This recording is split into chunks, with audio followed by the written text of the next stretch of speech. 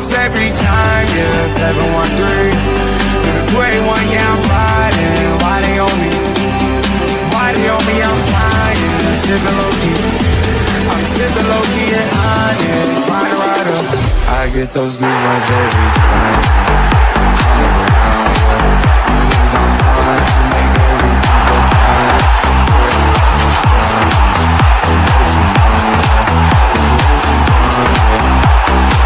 I get those goosebumps every time. I need the hype, throw that to the side. I get those goosebumps every time, yeah. When you're not around, when you throw that to the side. I get those goosebumps every time. Up the Mags. Yes, sir.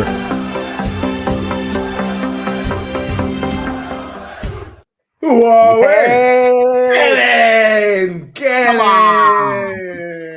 Get in. Max off. Where's your shades, lads? Where are your shades? Oh, hey, don't worry. There they are.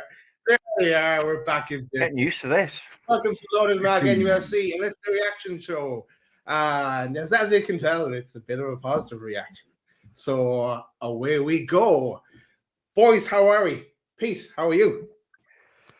I'm not going to lie, boys. I'm absolutely buzzing. Have been all day off the back of that. Really looking forward to this game because I think this game meant so much for us on our run. And it concluded with a really, really tough away game, but absolutely buzzing with that. For different reasons than we were on Monday, in my opinion, from where I am right now. And we'll get into that during the game. But, boys, 6 in a row. 6 in a fucking row. Get in there. Get in. Christopher, how you getting on, buddy? I'm all right, mate. After today, today's result, and you know what? It was so nice having those 3 points tucked in the back pocket for half two, to then watch everybody else, scrap and scrape and try and get those, 3 points that are much needed in the league. And it was lovely to see our fellow top tablers Chelsea having a little bit of a wobble. Arsenal and Brighton couldn't be split. So yeah, I'm buzzing, mate. I'm absolutely buzzing, and it was a fantastic 3 points. And I know we're going to get into it, but yeah, I'm absolutely buzzing, mate. Really happy. 6 wins on the spin. And we got. Do you know what? This international break, as much as we hate international breaks, it kind of comes at a bit of a nice time as well, because we've got that win now, and now we just settle down, we relax, we compose.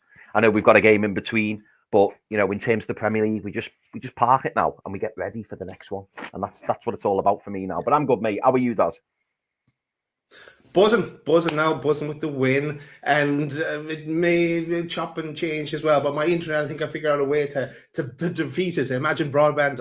I'm on to you by decreasing my camera strength. I can make it work. Hopefully, we'll see how it goes through the show. But all good. Super Spanner Jules is in the chat. Hope you're well, Jules, and has made a little bit of an important reminder for our near 200 that are in the chat right now. Daz, how many likes are going for? Let's get it done early. Oh, likes. 200. 200 seems about right. 200 feels fair. 200. You know what to do, people. Let's do it. 100 for each of the goals we scored today, so 200. Let's get on that. Get on top of that. But we have a lot of things to talk about, boys, because we've got the match to talk about. We've got some transfer topics as well to talk about, because obviously that transfer window is open, and more. There'll be more. Don't worry. Before the night's out, we'll have more stuff as well. But the first thing to mention is, guess who's back? Back again. Botman's back. Tell a friend. He's back.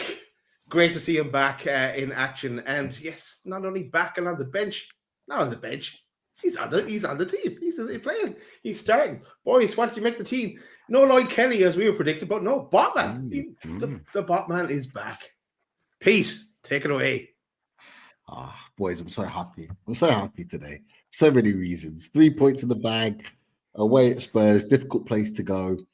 But this boy's back. I've been desperate for the day that he can be not only back fit playing, but in our starting lineup. And we got both unexpectedly today. I wasn't mad at it. Lots of people in on the socials concerned about Botman. Oh, is it too early? This, that, and the other. He's been training for 5 weeks. He's had a number of different practice matches. And you know, if he wasn't ready to play, Eddie wouldn't have selected him. Simple as that. So yeah, buzzing about that. Everything else in the team, not an issue with. You got the Tino Livramento Trippier switch over. I'm cool with that. We've got 2 very, very good right backs. Interchanging them, not a problem. All good with me. But just seeing Botman back in that lineup. One thing I did expect, though, and we'll probably talk about this later on in the game, I did expect him to play on the left-hand side and Burn shift to the right. So that was probably my only surprise there, is when he played on the right and Burn was on the left. I was a bit like, oh, okay. He has played there before, in little moments, but not to start there. That was it for me. Other than that, spot on. What about you, boys? What do you think, Chris? So yeah, I was delighted when I saw Sven Botman was back. And you're right, Pete. You know, Sven Botman wouldn't have played if he wasn't ready. Yeah. So for him to be in that starting 11, it was like, yeah, we're comfortable here. We're happy that Sven Botman is in good shape, and I know we'll get into it in terms of how he performed. But yeah, I was happy with the lineup. Funnily enough, Pete, I was the opposite of you. I knew, or I can't, not that I knew because no one told me, but I had a feeling Sven Botman would start on the right, and the reason being is I just don't think you can move Dan Burn at the moment. I really don't, and he's been a colossal recently, and I know in the season, I think it was the season. Was it the season? Dan Burn's, Sven Botman's first season, and he played on that the right side of defence in the pre-season. We saw a couple of games of him doing it, and I think, correct me if I'm wrong, I think he'd done it a little bit for Lille, not overly, but of the two, I would have felt more comfortable with Sven being on the right because he's so good with both feet. It's actually hard to see that which predominant foot he uses, whether it's the left or the right. So for me, it made sense. Tino Livramento, I was happy Tino was in. I'm not going to lie. I'm a massive fan of Tino Livramento. And the beauty is, boys, when you've got 2 fantastic right backs, either or is good, isn't it? We saw our midfield 3. We saw the 3 up top who are the mainstays at the moment in Gordon, Isak, and Murphy. Martin Dubravka between the sticks. Yeah, I was happy with the lineup. It was just a lovely surprise to seeing Sven at the back because he's going to be huge for us. He's going to be huge. I'm not having this. I'm not having this. Jimmy is an absolute banger, and he put another message in earlier on.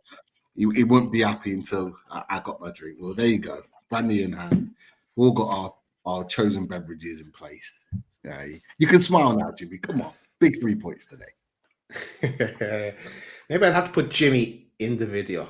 Then he might be happy. It might be a game changer there. Little tweaks, those little tweaks, Eddie, those little tweaks can make all the difference. Putting players in the right Jimmy position. like that. Trinali. Right.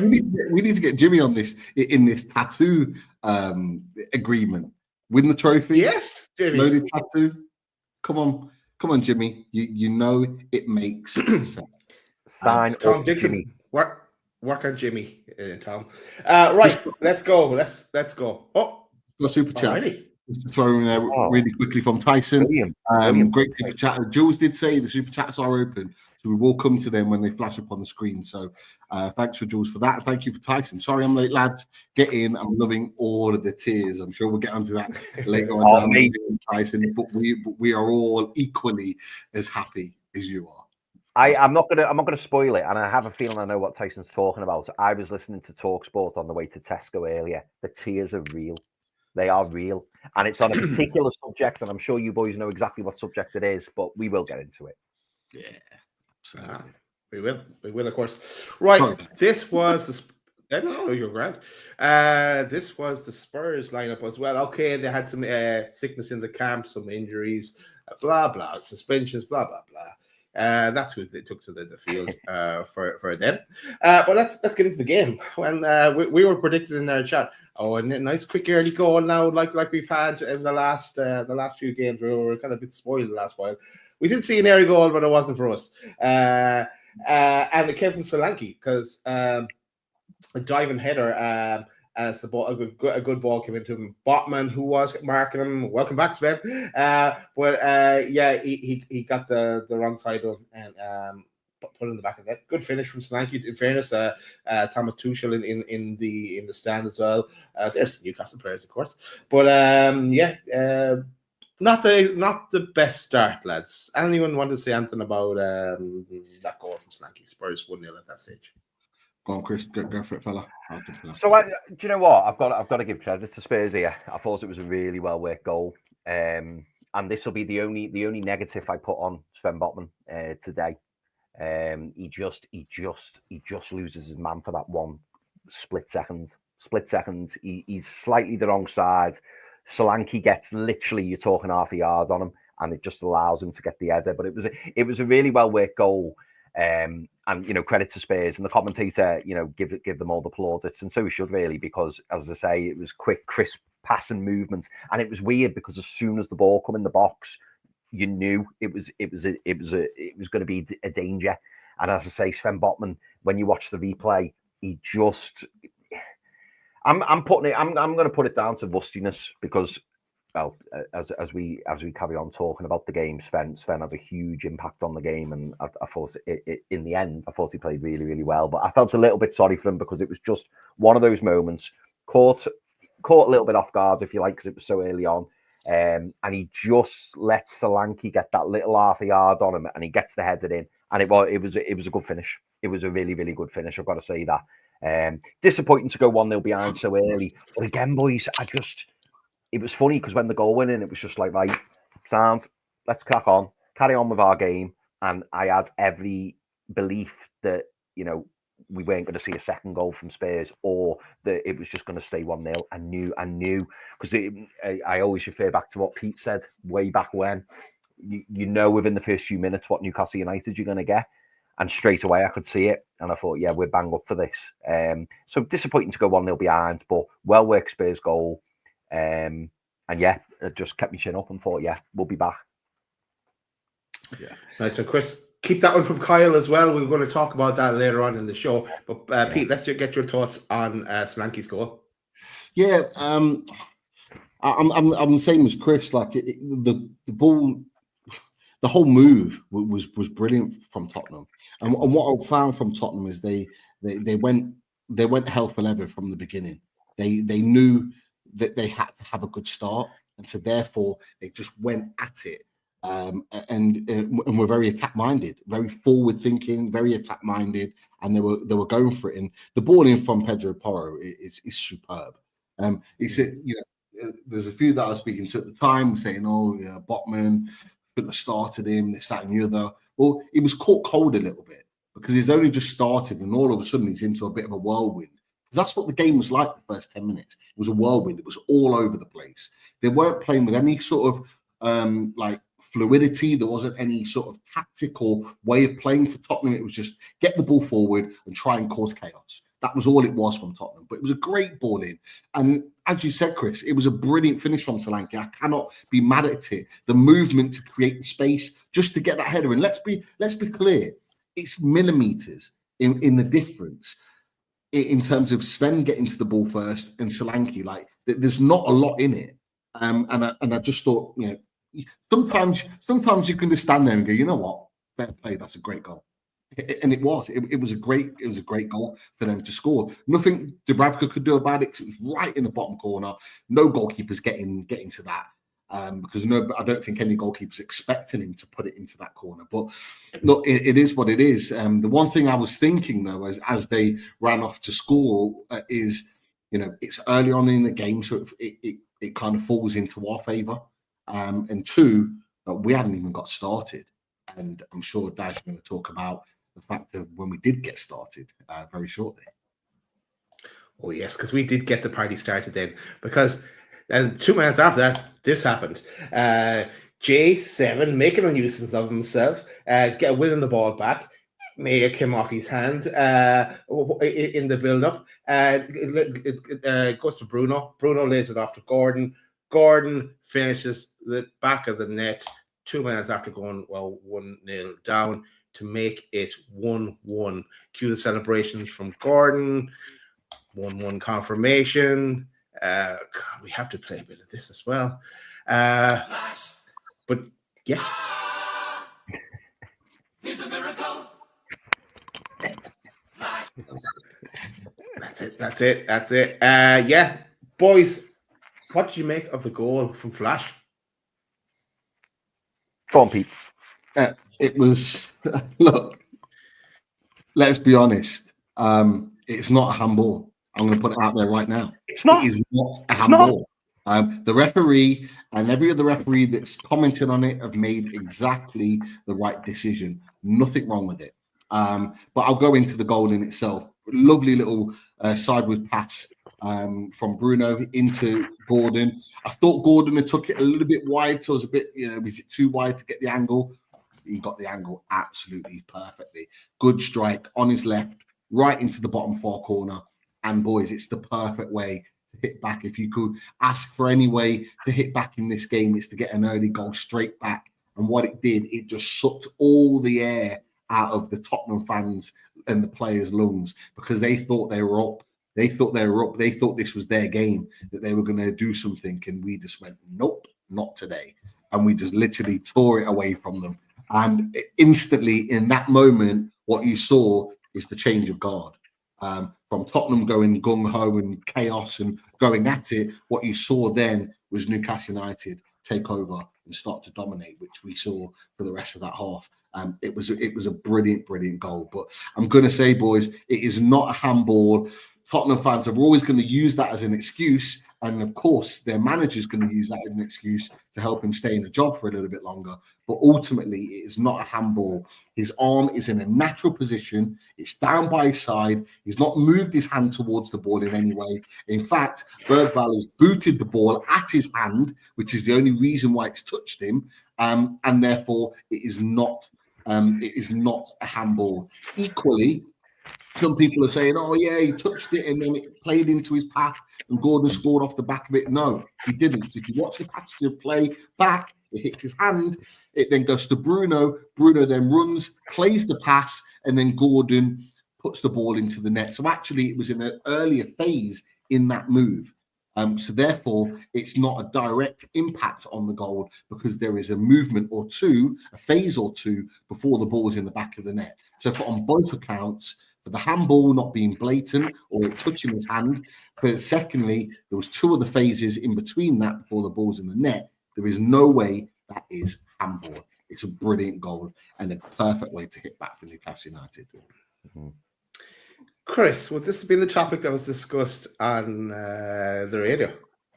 Mate, it's exactly that topic. It's exactly that topic. And all I heard was Jamie O'Hara crying. That's all I heard, saying it's a blatant handball. And Jason Cundy's going, it's not.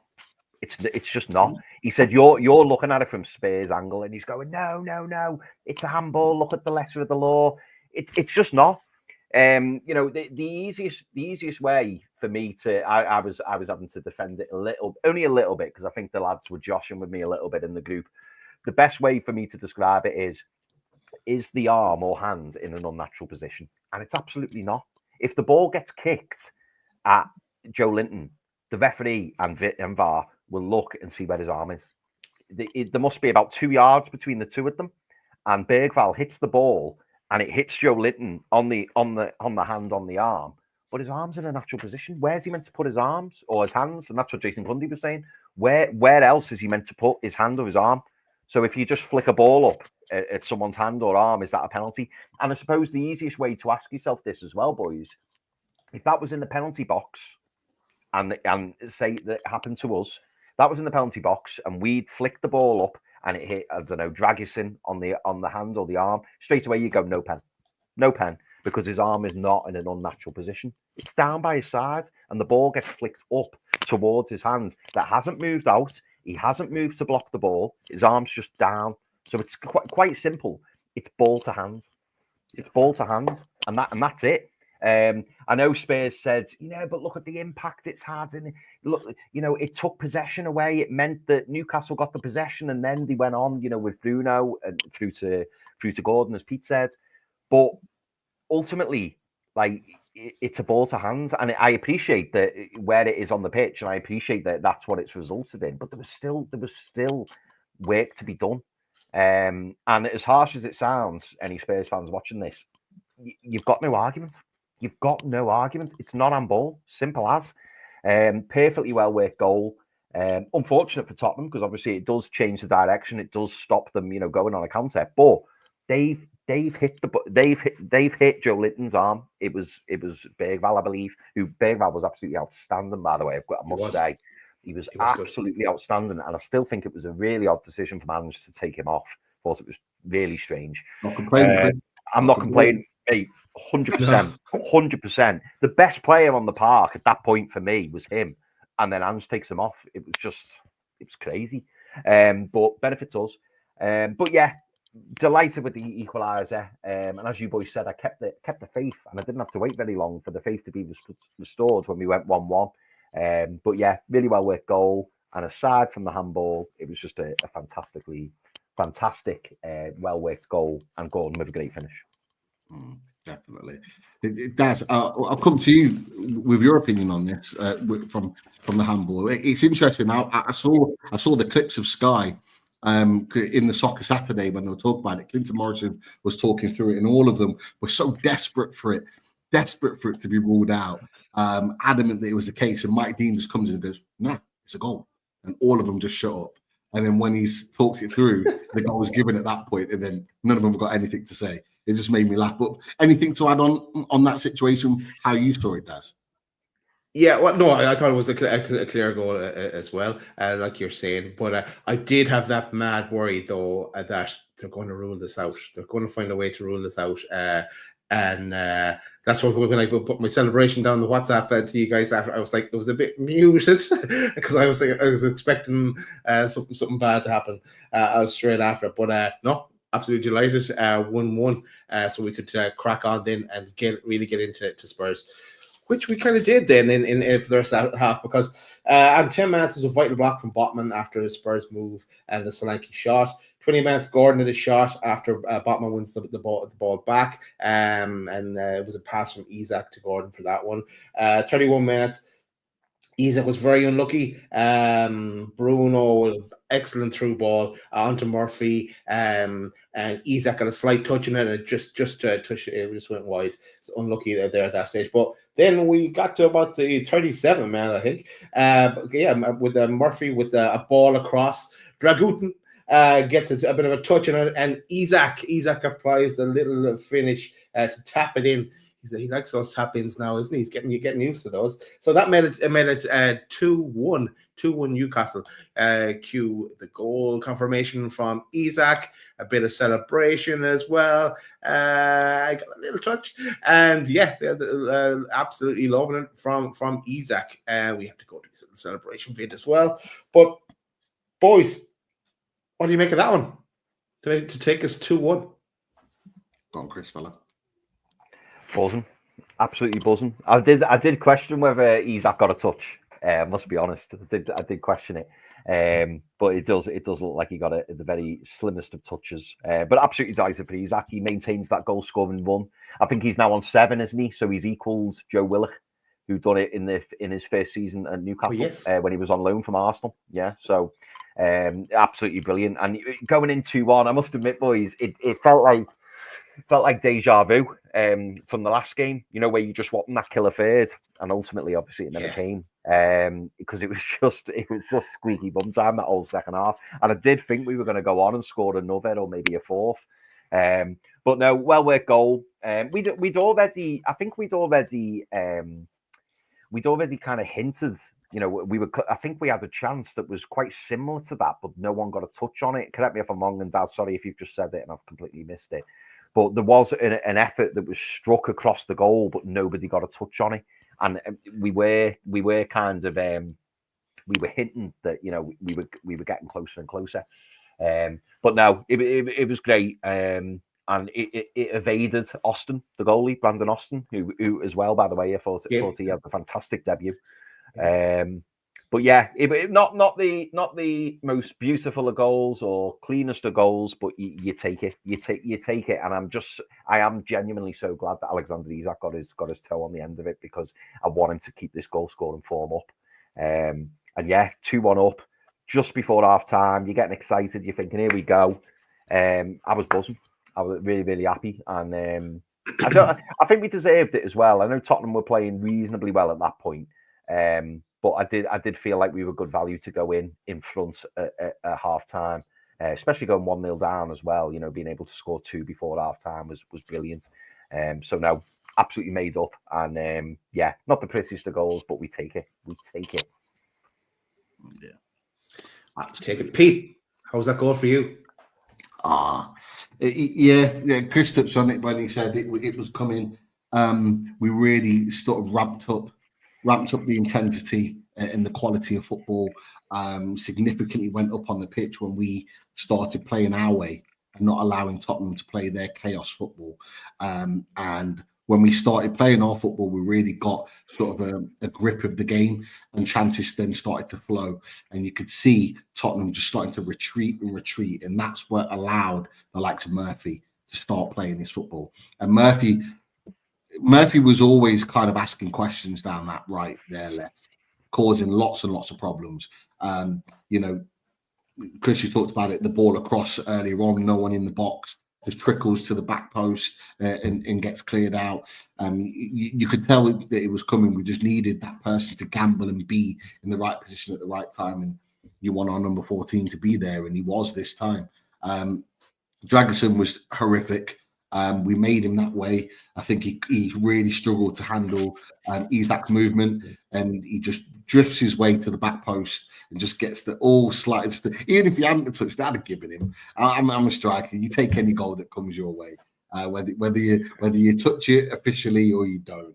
But I'm glad to see that he touched it and played it into the net. I'm not sure if it was going in anyway. Some people have said no. Some people have said yes.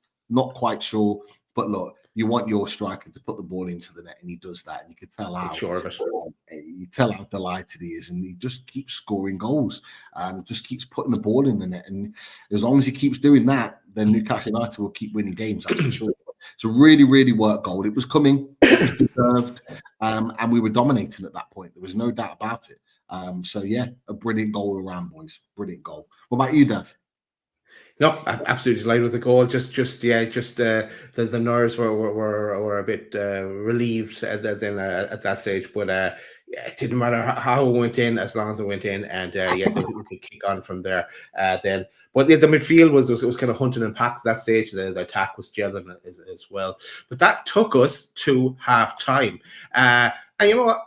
I'm going to stop there for 1 second, because I think I saw Radiator Russell in the chat. So it's time for a bit of music.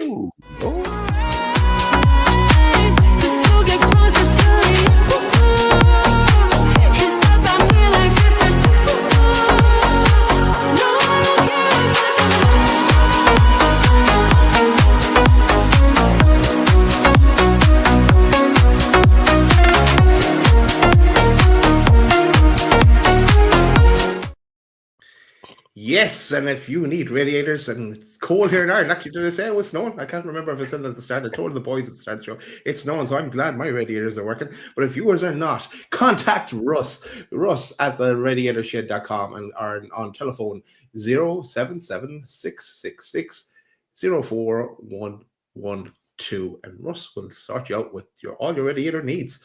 Go check that out when you get a chance. Let's kick on into that second half, boys. So we're 2-1 up at this stage. So it kicks off. Dragutin, as I'm calling him, he gets whipped as well. He's one of the ones that were potentially down with the sickness bug as well. But 46 minutes for scramble in the Newcastle box. Punch clean by Dubravka. A brave move by Dubravka. I think that could be the one where Solanke had his knee up at head height on him. So yeah, as they came out to try and get an equaliser. Spurs then had a shot in 54 minutes, a save by Dubs. Dubs here plays a big factor in the second half. The follow up hits the post actually. So yeah, we were a bit under pressure then at that stage, and as you said, Chris, we were give me that third goal.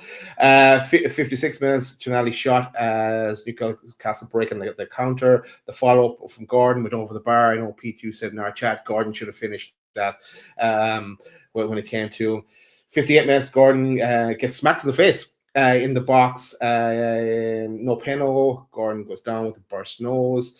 61 minutes, Spurs bring on the big guns. On comes Son, Matters, and Basuma. Burvell, as we just mentioned as well, who was having a great day and came off at that stage. Newcastle were under pressure and just needed to kind of take the sting out of the game.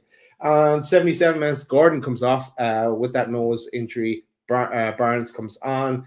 80 minutes, Matters whips a shot in from a short corner, and it was a good shot, but it was just wide. Lucky escape for us there, I think, on that one. 81 minutes, a bit of ping pong in the box. Spurs smash it all over the place, but the Newcastle breathe again because it comes to nothing. 84 minutes, Isak off, Willock on. Isak didn't know what was happening there, did he?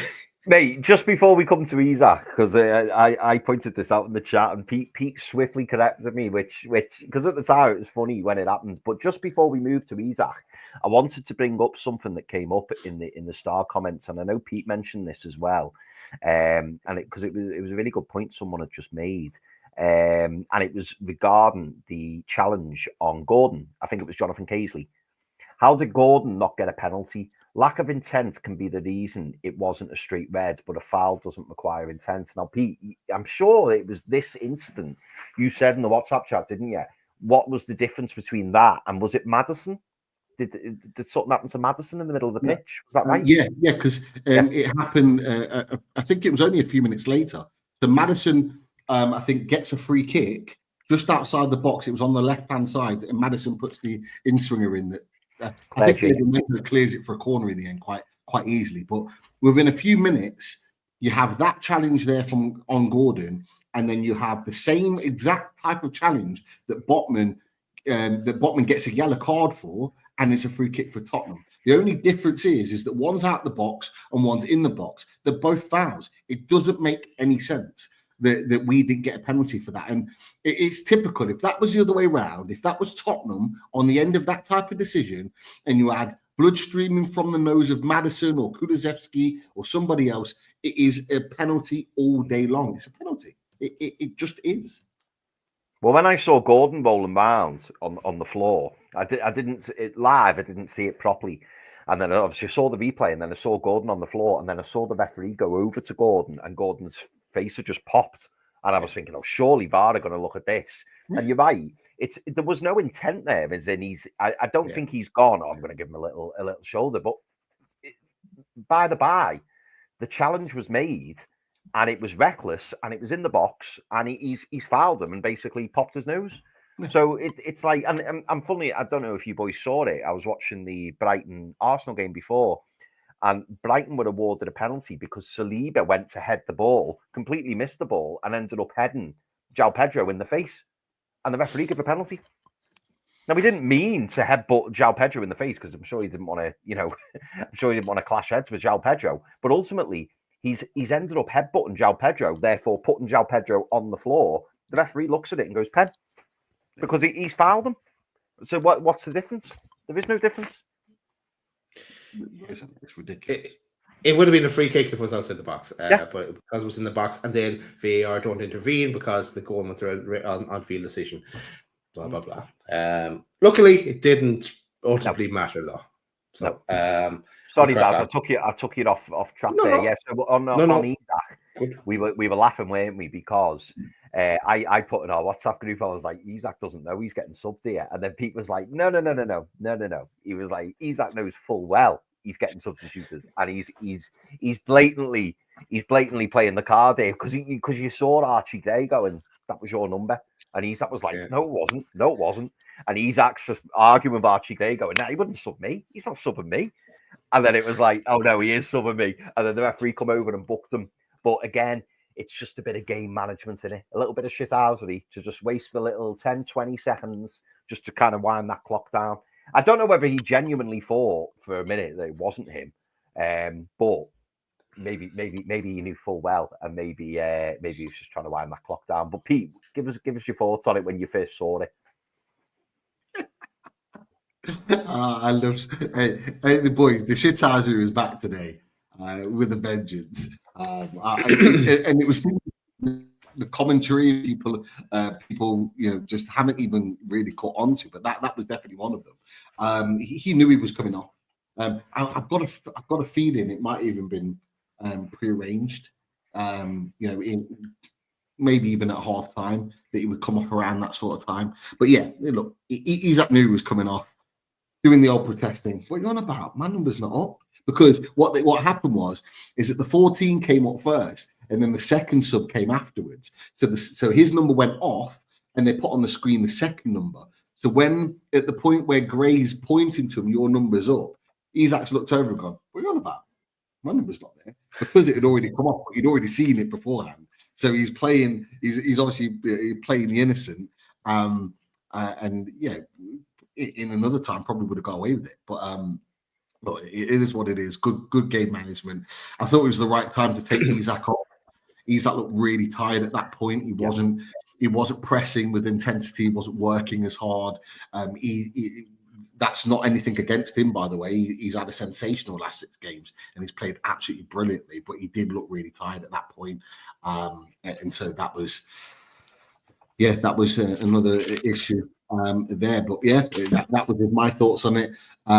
Daz, any thoughts on that? No, my only thoughts, Pete, is there for about 30 seconds. It looks like you borrowed my internet, but it's back to normal again. Or is it? Yeah, it's slightly. Yeah. I feel your pain, though, Pete. Got a bit funny. I feel your pain. Right, because as I was where I was Isak comes off, Willock comes on, Murphy comes off, and Longstaff comes on. And I'm not going to lie. I'm going to borrow your phrase. I'm not going to lie. I said down some shithousery to waste some time was the next thing I wrote down in my list there. So it was because it was more than that going on, and it was great to see as well. 10 man's injury time was not great to see. When our hearts were in our mouths already. Where did they get them 10 minutes from, by the way? It was never 10 minutes. I knew they'd be added. 10 minutes. It's like, hell. Well, what we can do is we can say 10 minutes is £1 donation from Colin and a super chat for every minute that we're all stressed out of our minds for during the extra time. So Colin, make sure you put a question in the chat. Thank you for your super chat. Just thought I'd segue to that just while we're on it. But sorry, that's Colin. No, nice one. I didn't see it. Nice one, boys. Colin's back. We're back on a roll when Colin's putting in super chats, and there's no question. Nice one, Colin. Thanks for that. 91 minutes. Botman's off, and Kelly's on. 93 minutes. Solanke header, but went over the bar. 94 minutes. Barnes to the shot saved. Again, it was just kind of waste time. I was shouting, then keep it in there, keep it in the corner. They did put in the cross for the first one, and then they got another corner. Then they started to keep things in the corner again. Then 97 minutes. Dub saved from a Solanke attack. But 12 and a half minutes, I think they played extra in the end. But finally, we got over that line. Final score, 2-1 Newcastle. E-I-E-I-E-I-O, up the Premier League we go. Here is the team photo as well. Trips dead centre as well as part of the crew there. But yeah, I love seeing these photos, and I know everyone at home does as well. That means 6 wins in a row, but 5 Premier League wins in a row. Wow. We are now. So love that. It also means it's another dog for Isak to walk. He's going to need help. He's going to need help sometime soon walking all those dogs. But boys, happy with that? Go on, Pete. Boys, I'm so happy right now. Do you remember those 4 weeks ago, maybe a bit longer? We were doing the reaction to Brentford, and we were absolutely in a mess. That days. Yeah. And like we said on that night, The next 4 Newcastle United have to win. If we want to be in a position where we're fighting for Champions League football, European football, any type of football at the top end of the table, we had to win those next 4 games. Well, I tell you what, we won 6. And it's just beyond anything that I thought would happen. I wanted it to happen. We all wished it would happen. But it's far beyond anything that I expected. And it's been an absolutely brilliant 6. However, boys, for me, this is the best of the lot. This is the best of the lot today for lots of different reasons. I have to give props to Tottenham. Everyone was talking about last night, oh, they got this player out, that player out. You got opposition fans saying how we're going to smash them 4, 5s, and 6s. I didn't see that. I just wanted to stay focused on getting the job done. I didn't care how we won today. We just needed to get the 3 points, and we did. It was hard fought, boys. It wasn't beautiful football all the way through. It wasn't full-on domination all the way through. For me, it was hard fought. We had to dig in. We had to defend hard. We took risks.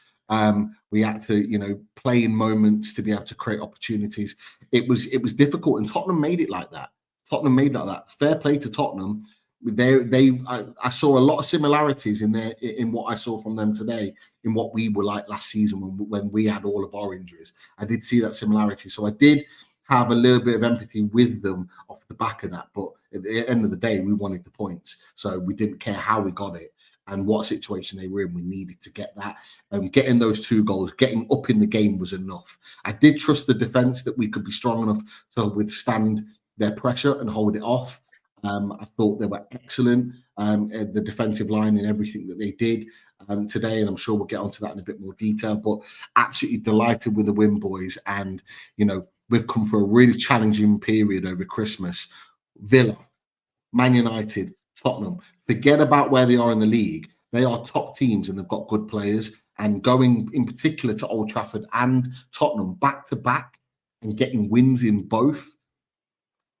As fans, we cannot underestimate that. That is an absolute monstrous few days where we've picked up 2 massive. I tweet out, I called it a season definer, boys. I feel like that is a season definer. Going to those 2 grounds, picking those 2 wins. We've got a run of games now. Forget the cup for a second, and both cups for the second. We've got a run of games now in the Premier League for the next 3 or 4, where if we win those games, we could be in a really, really strong position where other teams around us are all playing each other. It's a really, really another important section of this season now. But absolutely buzzing, boys. Cannot underestimate what we've done today. And I think today, more so than ever, teams are really starting to sort of sit up and take notice, including someone that we know quite well from Top Table Talk. If anyone knows Kaz on Never a Foul, he's put a video on today, and this is groundbreaking, really, because his title says it all. I was wrong about Newcastle United. So after this review that we've done, go and give that a watch, because I tell you what, he doesn't talk about Newcastle in a positive light, never has, but he did today, because I think he now realizes what we know is that we're a fucking good team. We're a good team that are going places under Eddie Howe. Sorry, Daz. No question, teacher. Does that mean there's only one Bruno? Because we knew that answer already. There is only one Bruno. Absolutely. Goes without saying. Nice one. Pete, and I like the way, before I go to Chris and Chris's reaction, I like the way you linked into the January fixtures. And like when you're at work and you do a great job, how do you get rewarded by it? You get more work. So, Eddie, you did a great job in December and players. But now, here's December. Here's January. Here's your mission for January. Good start. Bring it home, Eddie. Bring it home. You know what you have to do. And you're doing it so well, actually, at this stage. So some interesting fixtures, boys. But we'll come back to this. I want to get Chris in first. I'm going to ask you boys a question, but we'll come back to it, and I'll ask you it then. Chris, your overall reaction? Just absolutely buzzing, mate. I mean, I do feel an element of sheepishness because I look back to late November, early December, and I was on this channel, wasn't I, saying that I didn't believe the boys could do back to back. I did think, there'd be a loss or two in there. But to reflect and look back on the December we've had, and now spilling into January, it's absolutely brilliant. One thing that we did maintain on this channel, and we said for a long time, all three of us, is that this league just needs a team to put 3, 4, 5, 6 wins on the bounce together. And we're now currently on 5, and look where we are in the table, and look what it's done for our league position and what it's doing to our rivals, because they're looking and they're going, bloody hell. Like, I know we'll probably look at the league table shortly, Daz, but I believe we've now got one hell of a gap between ourselves and the likes of Tottenham, the likes of Man United. And it's just huge. It's huge, mate. And going into, here we go. So we're on 35 points, Tottenham on 24, so we're 11 points clear of Tottenham. You're going to have to, I've got to say, you're going to have to scroll down for Man U there, Daz. We're currently 13 points ahead of Man United. I know they've got a game in hand, but unfortunately their game in hand is at Anfield tomorrow, which I'm sure they're not looking forward to. So potentially come 6 o'clock tomorrow evening, we could be on the same games as Man United, 13 points ahead with 20 games gone in the season. It's absolutely brilliant. And then, just to make things even better, you'll have a little look up further up the table. We're 5 points off second, boys. We're 5 points off second and 2 points off third. It's absolutely brilliant. And Daz, I know we're going to touch on it shortly, mate, when we look at our January fixtures. If you showed me the fixtures in December, if you showed me the fixtures in December and showed me the fixtures in January, you're thinking we're getting the vast majority of our points in January. And the fact that we've done what we've done in December it's scary. And it's also incredibly exciting, because you think now, if we go into these next 4 Premier League games, even if we're picking up 9 points, 10 points from those 4 possibles, we're still going to be in and around. We could even be higher than what we are now, because there's teams around us that aren't going to pick up those kind of points because they're playing each other. And we've put ourselves in a fantastic position, boys, and long may this continue. And I know we've got the cup game against Arsenal. I know we've got another cup game against Burnley, but I kind of feel like this gap for the Premier League has come at a really good time now, so we can just solely focus on them cup games, get ourselves through to the second leg against Arsenal, still with a fighting chance, and get ourselves through to the next round in the FA Cup against Bromley. Again, manage your players, bring a few lads in, give the main ones a rest. That's what I'd be doing. I'd certainly be putting out a strong team, but I'd manage the minutes of a few people. But listen, boys, overall, great performance against Tottenham. And it was, do you know what? I've got to give Tottenham their credit as well. Like, they played far better than what I thought they were capable of today. I know they've got the injuries. I know they've got, an illness that's, ravaged through the squad. But they particularly, I thought Austin and Bergvall today for Tottenham were wonderful, like really, really good. And fair play to them for putting a game on. But again, this had the feelings of the Man United game. Where we quickly we scored a couple of goals and then just shut up shop. Now, I know obviously in this case we were 1-0 down and then we scored a couple of goals, but we managed that game so well. We managed it really, really well. And even when we were under the cosh slightly through points in today's game, there was still that kind of what's the word I'm looking for? Like that assuredness where I was like, do you know what? We're all right here. We're fine. And we got the 10 minutes added on, which ended up being 12 minutes. Someone put in the chat. I can't believe they managed to squeeze 12 minutes out of that. We still looked really assured. We were in full control. Everything was, being managed really, really, really well. And that's credit to Eddie Howe and the players who executed it. Really, really good. And I can't wait for the Arsenal game now. I'm just really, really excited by it. And I just think we've put ourselves in a great position. And to get 5 wins in a row in the Premier League is no easy thing. And full credit to Eddie and the players for it. I agree, 100%, Chris. And we don't want to get complacent now either. Even though on paper the fixtures look better than they did in December. Let's go back to them because Peter's a question. No, not question about that just yet. But the one thing that I'm looking at is management, player management in this situation. The one thing that I'll take away from this game that slightly concerned me was how tired these players looked. And that is, not, again, it's not against the players. Alexander Isak looked absolutely spent after 60 minutes and really struggled until he was eventually taken off. Some of the players started to really kind of slow down within the game. And that's a little bit of a concern. Like Alexander Isak, he needs a fully fit Callum Wilson to come on at that point to still mean that we're a potent threat going forward, but he gets a rest. This is where you need a competent striker or a striker that the manager trusts to be put in there. He's got Asuda on the bench. He clearly doesn't trust him at this point. It's just a fact. This is what we need right now. And I do worry that some of these games are going to catch up with us. So, for me, it is very much damage limitation in the game on Tuesday. Some people might not agree with me saying that, but the players look tired. I think he'll play the strongest team again. But I know you mentioned about Bromley, Chris, about playing a strong enough side. For me, I wouldn't. I'd be playing all the fringe players. I'd be playing Shaw because he's suspended for Tuesday. I'd be playing Bruno because he's suspended for Tuesday. But other than that, I would be looking at playing the likes of Asula and one or two others and properly giving the rest of that team a rest. And the reason being is because our next Premier League game is actually midweek on the Wednesday. So they don't get another rest again. And then we're back into two massive games where we've got Wolves on the Wednesday and then we've got Bournemouth, who are right up there right now on the Saturday, both at home, which goes in our favour. But for me, I'm worried about this period. We're looking at the teams that we're playing and going, winnable games, absolutely.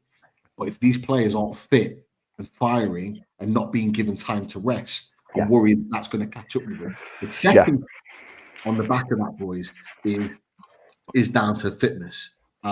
Is keeping these players fit. Now, one person that we haven't given enough credit to, and I've just got a picture of him here. Where is it? I've just loaded it up. Is this man? This man here, okay? This man here is the reason why we're playing the way we are.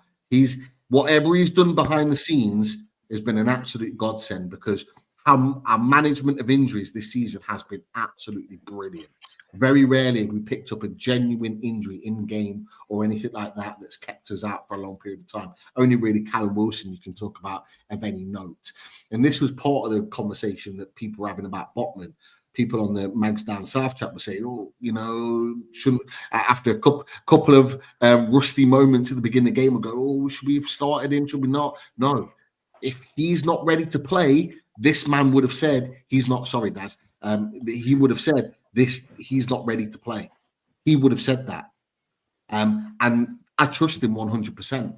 I trust him that he's making the right decision on these players, on this team to get these players ready. And I trust that he's going to manage this team again. So what I'm saying is that as fans, when we see the lineups in the next 2 or 3 games, don't be shocked by any major changes. Don't be shocked by some players that are not starting that you may be expected to start. If there are changes, he'll be the reason why.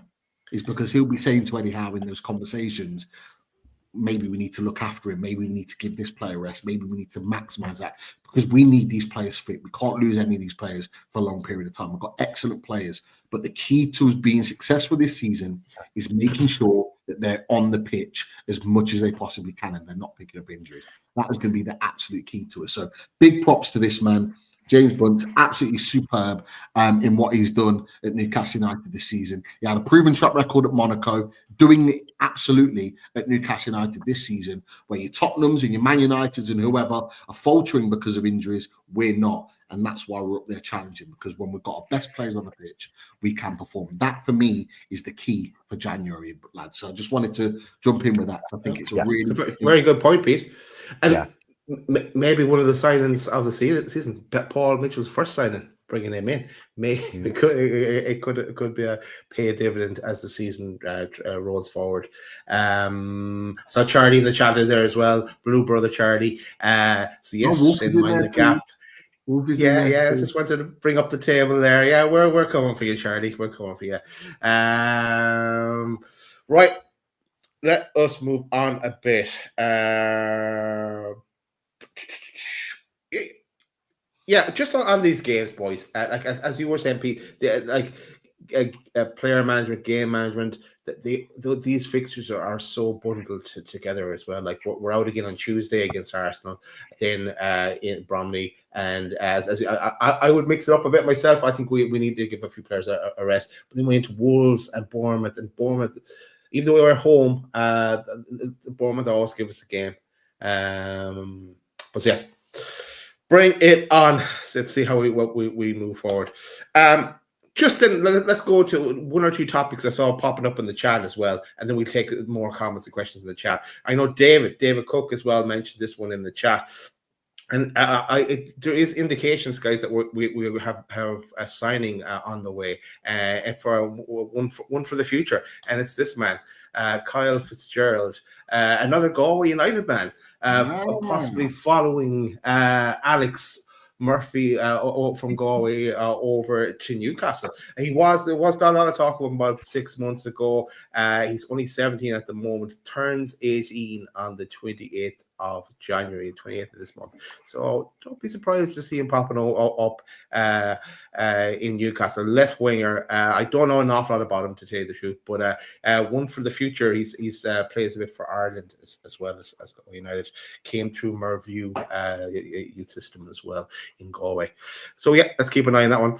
Then the topic as well that someone had, is probably one we were going to bring up as well, is Dubravka. And Pete, I know it was you the kind of your tweet that flagged it to me, but Dubravka is doing so well. Can we let him go? And if we're letting him go, who are we bringing in January? Because Popey, he's going to be coming back towards the mid to end January. All things going well. Eddie doesn't trust the Forest goalkeeper, Oddie, Wolfie, as you like to rub it in now and again. But yeah, so boys, the rumors is that he's away to Saudi. And I see from the chat, it's only from the chat and from what you said, Pete, as well, that it's the talk of an 8 million fee. I know what we said last week. I'd consider 5 million fee, but he's doing so well for us. He's 36. He's be out of contract at the end of the season, but he's on fire at the moment for us. What are you having in this one, lads? What's your thoughts? Oh, you don't mute Pete. Sorry. I was going to say, what do you think, Chris, about that? I don't know if you've seen that actually. Whether we've seen it. No. So, like, what's your initial reaction to seeing that? Not only to basically saying that the deal was agreed, which I think we were aware of, there was a deal in place. Yeah. But that it's agreed, and that Tuesday potentially could be his last game. Watching Dubravka, what he's done over the last 6 games, where is your mindset now on that deal potentially happening? And then what's your opinion on that 8 million fee that's been rumoured, not confirmed, but it's been rumoured to be a spread payment of 8, which means nothing to us because we'll just get 8 in our account straight away. But what are your thoughts on those two? Yeah, see, this is an interesting piece, and this is why, you boys will remember on the last show why I brought it up in terms of is it worth keeping Martin Dubravka because of the form that he's showing, and clearly the confidence that he's bringing that back for. Because again, I saw it today. So comfortable on the ball.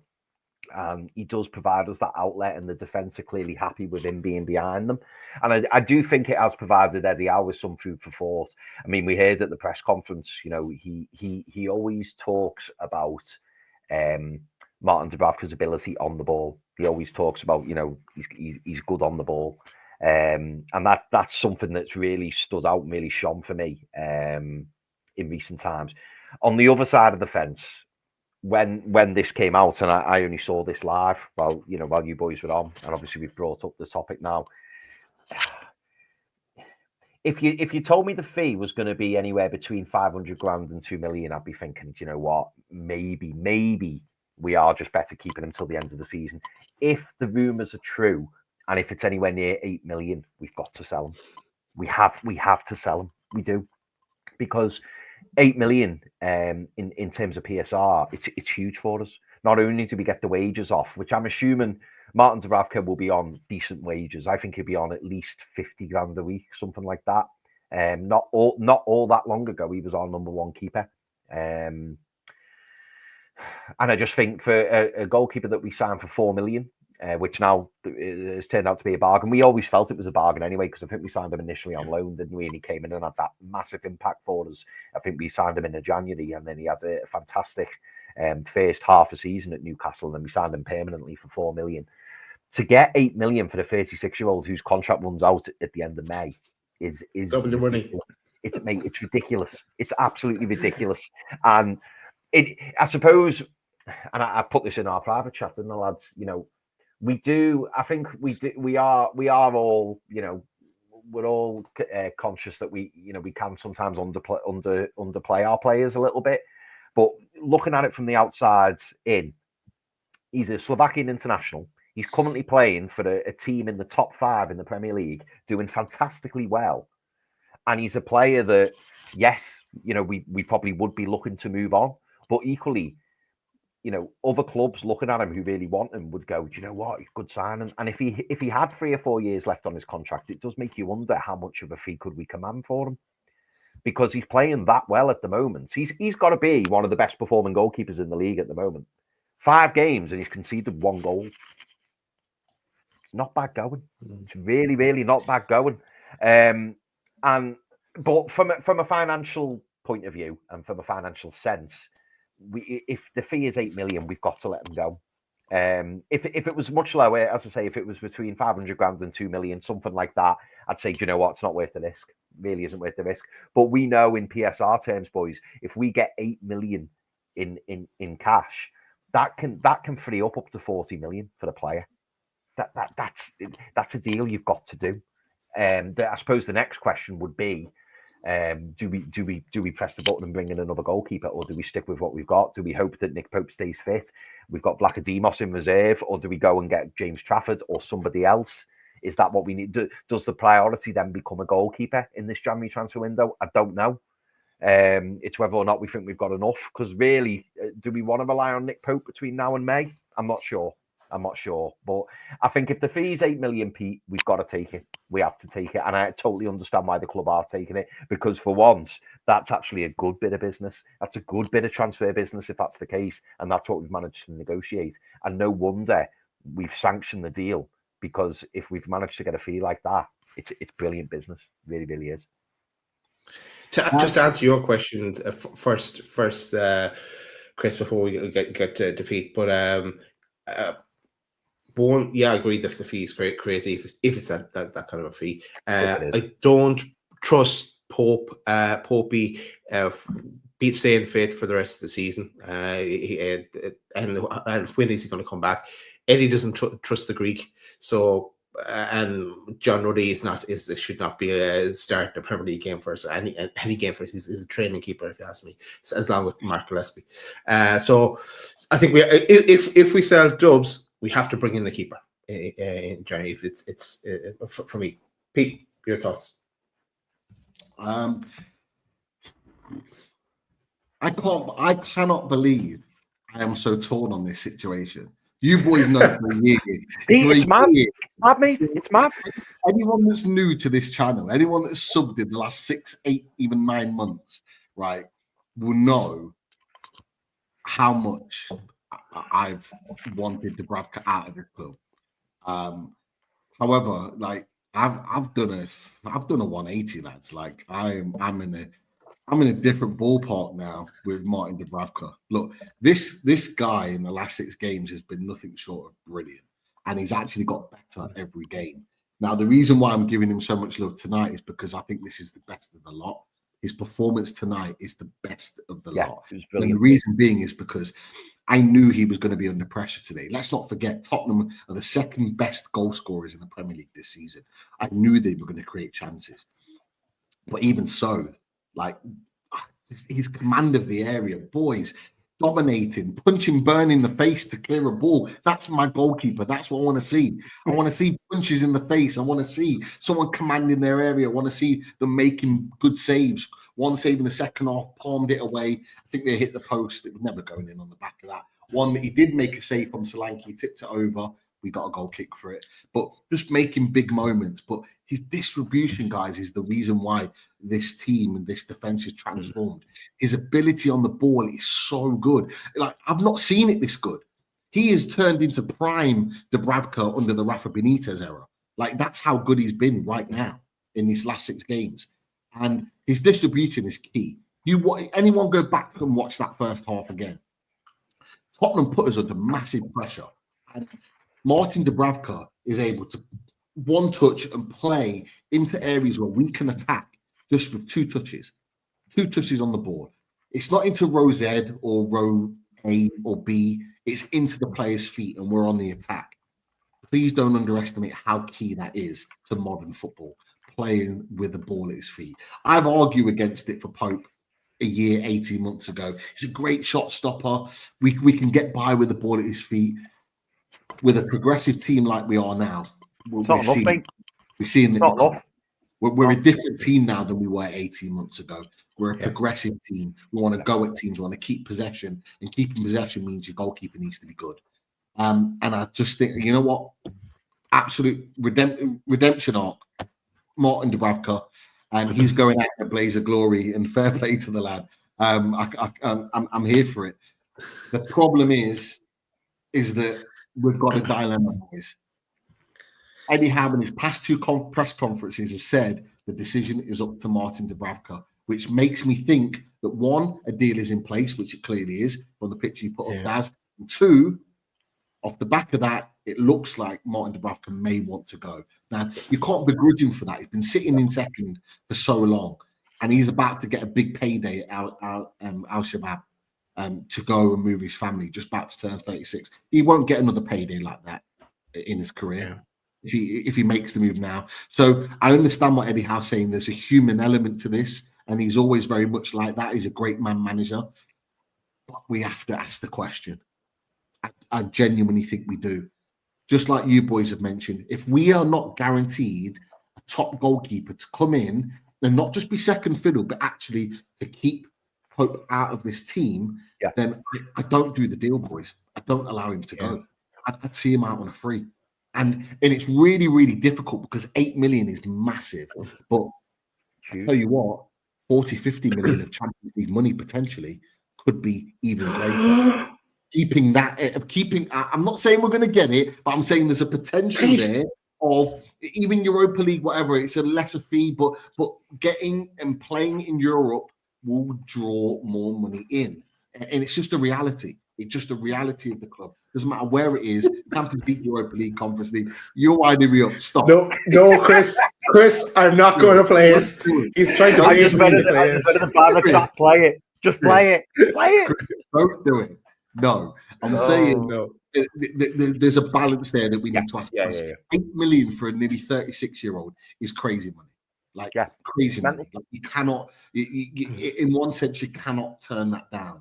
But what you don't want is for it to disrupt the team.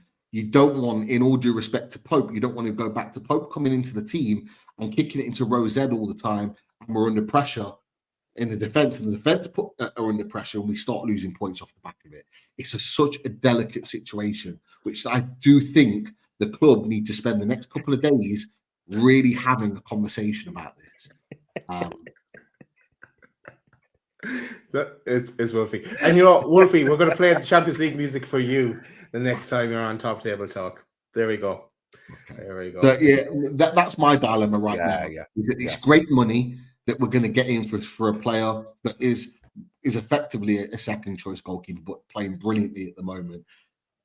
But you don't want to disrupt this team the way they're playing. You want the good times to keep rolling, and he is a big part of that. And fair play to Martin Dubravka, because I think he's been excellent, particularly today. I thought he was absolutely outstanding as a goalkeeper. He was. Fairness, and fair play for rolling back on that, Pete, as well. He has been on fire the last little while.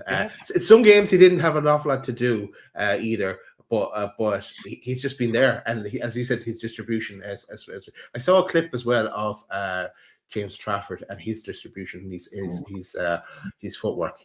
He's different level, and he's young as well. So someone to mold into. So how do you make the step up, Daz? That's the thing. His footwork particularly on those clips. And I watched him. I think they played Middlesbrough the other day. I can't remember who they played. It might have been Middlesbrough. They played the other day. I was watching him, and he is very, very confident on with the ball at his feet. He is very, very good. My question is, can he do that at Premier League level? Middlesbrough were not pressing him like Tottenham were pressing Dubravka today. And Dubravka playing those balls at ease into players' feet without even a second thought. Can he do that at Premier League level? That's my only question mark.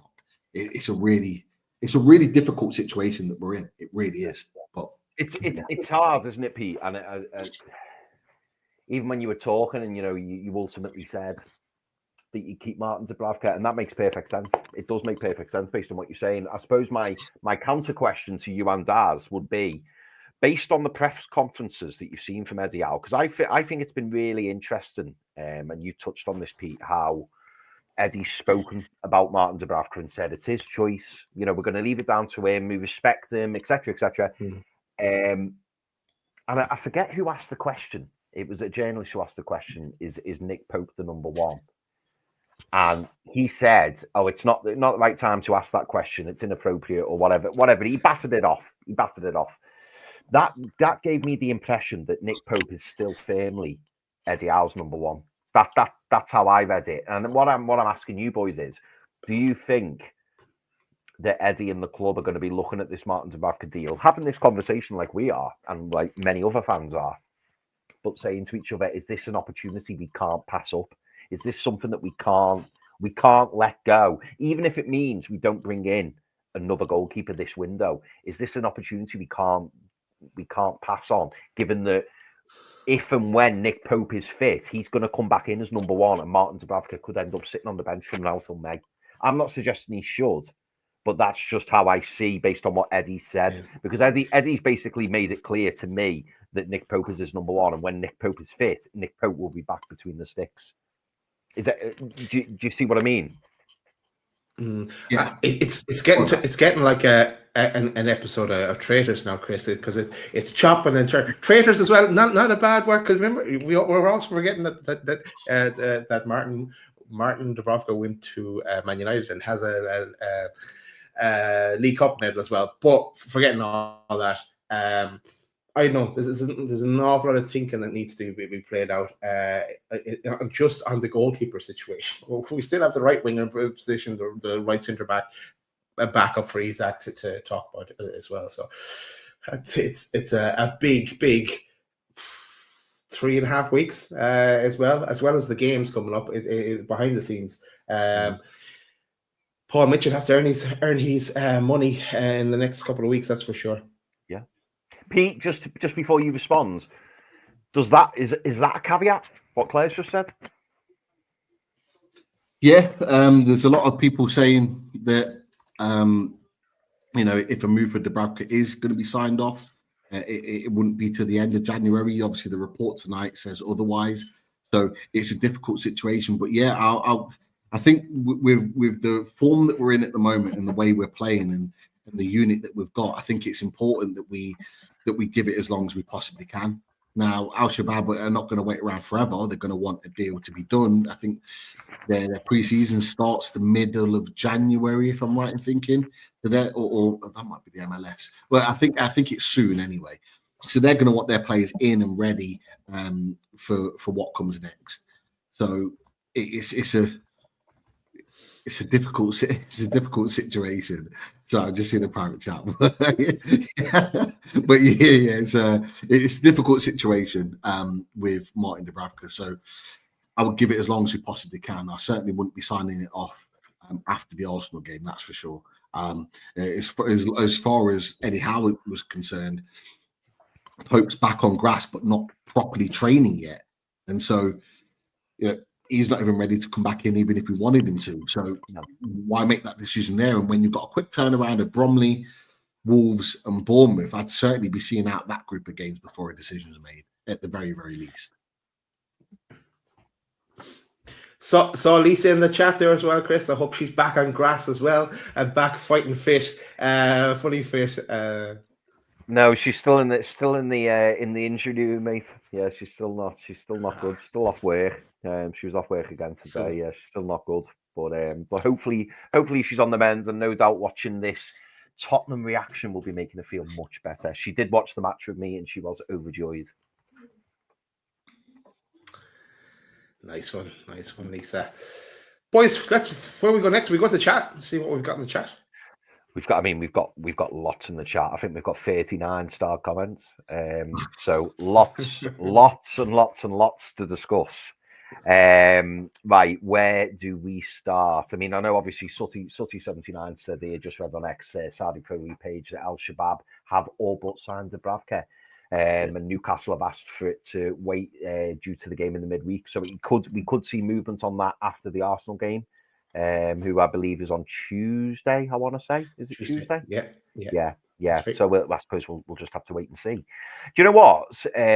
Tyson's just put a really interesting one in the chat, and I wanted to bring this up. Is it just me, or has it seemed like when the window is open, players we want to sell are either injured or having a purple patch? Other than Miggy, I would agree with that. Yeah. Longstaff. Maybe not. Yeah, maybe. Yeah. But you could argue that. But isn't that what Newcastle United want? They want those players playing well so they can maximise their fee, try and get as much money out of them as possible. Like, if Martin Dubravka was just sitting on the bench not doing anything or making mistakes for us, and we weren't getting the sort of wins that we were, would we be getting the sort of money from? Potentially, the sort of money from Al Shabaab is what we were. For me, I think it's can only be a good thing if he does eventually leave.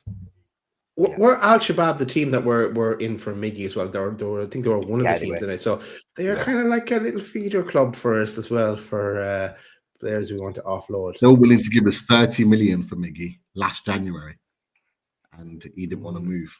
So it's a shame. Yeah, absolutely.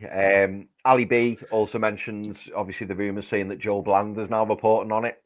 So yeah, we've heard across lots of journalists today. In the past few hours, saying that things are starting to move. So yeah, it's an interesting one. What else? Yeah, do you know what? I don't even know if this is a joke, but because of who it's come from, I'm thinking it's not a joke. And I want your thoughts on this, boys. And I'm gutted. I'm gutted that our man Wolfie has left the chat, because I know he's had to shoot off to another channel. And Wolfie will get them hands up, because that's what we do. 5 in a row. But Foxy says Murillo was at the game today in the away end cheering on the tune. Get him into play with his Brazilian brothers. Is that true? Or is he no, because Foxy is all for Murillo. He said he's going to come on our show when we to cook Foxy when we get Murillo. So I know. I love it to be true though. Oh, Foxy, you'd have me going there, mate. Because and a few people had said it in the chat, and I was thinking, what's going on here? So I had to start it because I had to bring it up. I was like, what's all this? You want another left-sided centre back? Another one, mate. I'm just Murillo looks a special talent. He does, doesn't he? Yeah, he is. I think, well, never mind. Maybe next time. Daz, you're going to love this one, mate, because you're going to bring that beautiful image up that you've put together in the stream. Looking at the next 5 EPL fixtures, we have a realistic opportunity to go 10 wins in a row. Who do you see as our biggest banana skin in those matches? And Tyson also asks, can we go unbeaten in January, really? So what I was going to say, Daz, if you throw that up, and let's have a little nose and see what's what.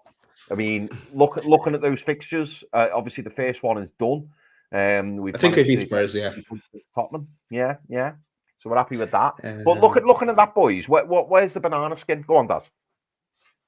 Okay. Where's the banana skin? The banana skin is really the collection of fixtures coming at us really quickly and managing playing time. I would kind of side with what you were saying, Chris, and I would make plenty of changes from the Bromley game. I know we need to win it. We're at home as well, but giving Asula a run out there, what's the point in him staying or sticking around, and I'd send him off on loan if he's not going to get a game in that Bromley game. So I'd be playing him, and just to rest Isak up a bit, because he's got the following week he's got 2 Premier League fixtures again at home. We've got a lot of home games, so that's good coming at it as well. The Arsenal one is the slip up really. Like we just need to a draw or something better, or even to be going one behind into the second leg. We don't want that. We want to go gung ho and keep the momentum going as well. But that's the big one really. Next, and I know that they kind of in the interviews before the game as well, they asked Ange and Eddie. They said is the big one the next game. This is before the game today, and both of them said no. It's well, Ange said they need to try and do something in the league, and Eddie said no. This game here today is the one you need to focus on. But yeah, that would be the danger one for me. I think we're well capable of getting wins in the others. Of course, Bournemouth is always a bogey team for Eddie and JT as well. Yeah, no, I agree, Daz. And to be fair, I think it was Pete who was saying about going for this, making sure that we manage the minutes. I mean, I mentioned that for me, I would like to see us manage the minutes, but I do also want to see a team put out that is capable of winning. And Pete mentioned about Bruno, mentioned about Shah.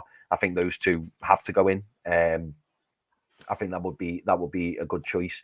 But it's about making sure that we've got enough, particularly against Bromley. That's the game I'm thinking of, to make sure that we get ourselves through to the next round. But Pete, looking at those fixtures, is the one that sticks out to you? I mean, to me, looking at it, as well as what Daz has said in terms of the games coming thick and fast, but the one that sticks out to me is probably Bournemouth, even though it's at home.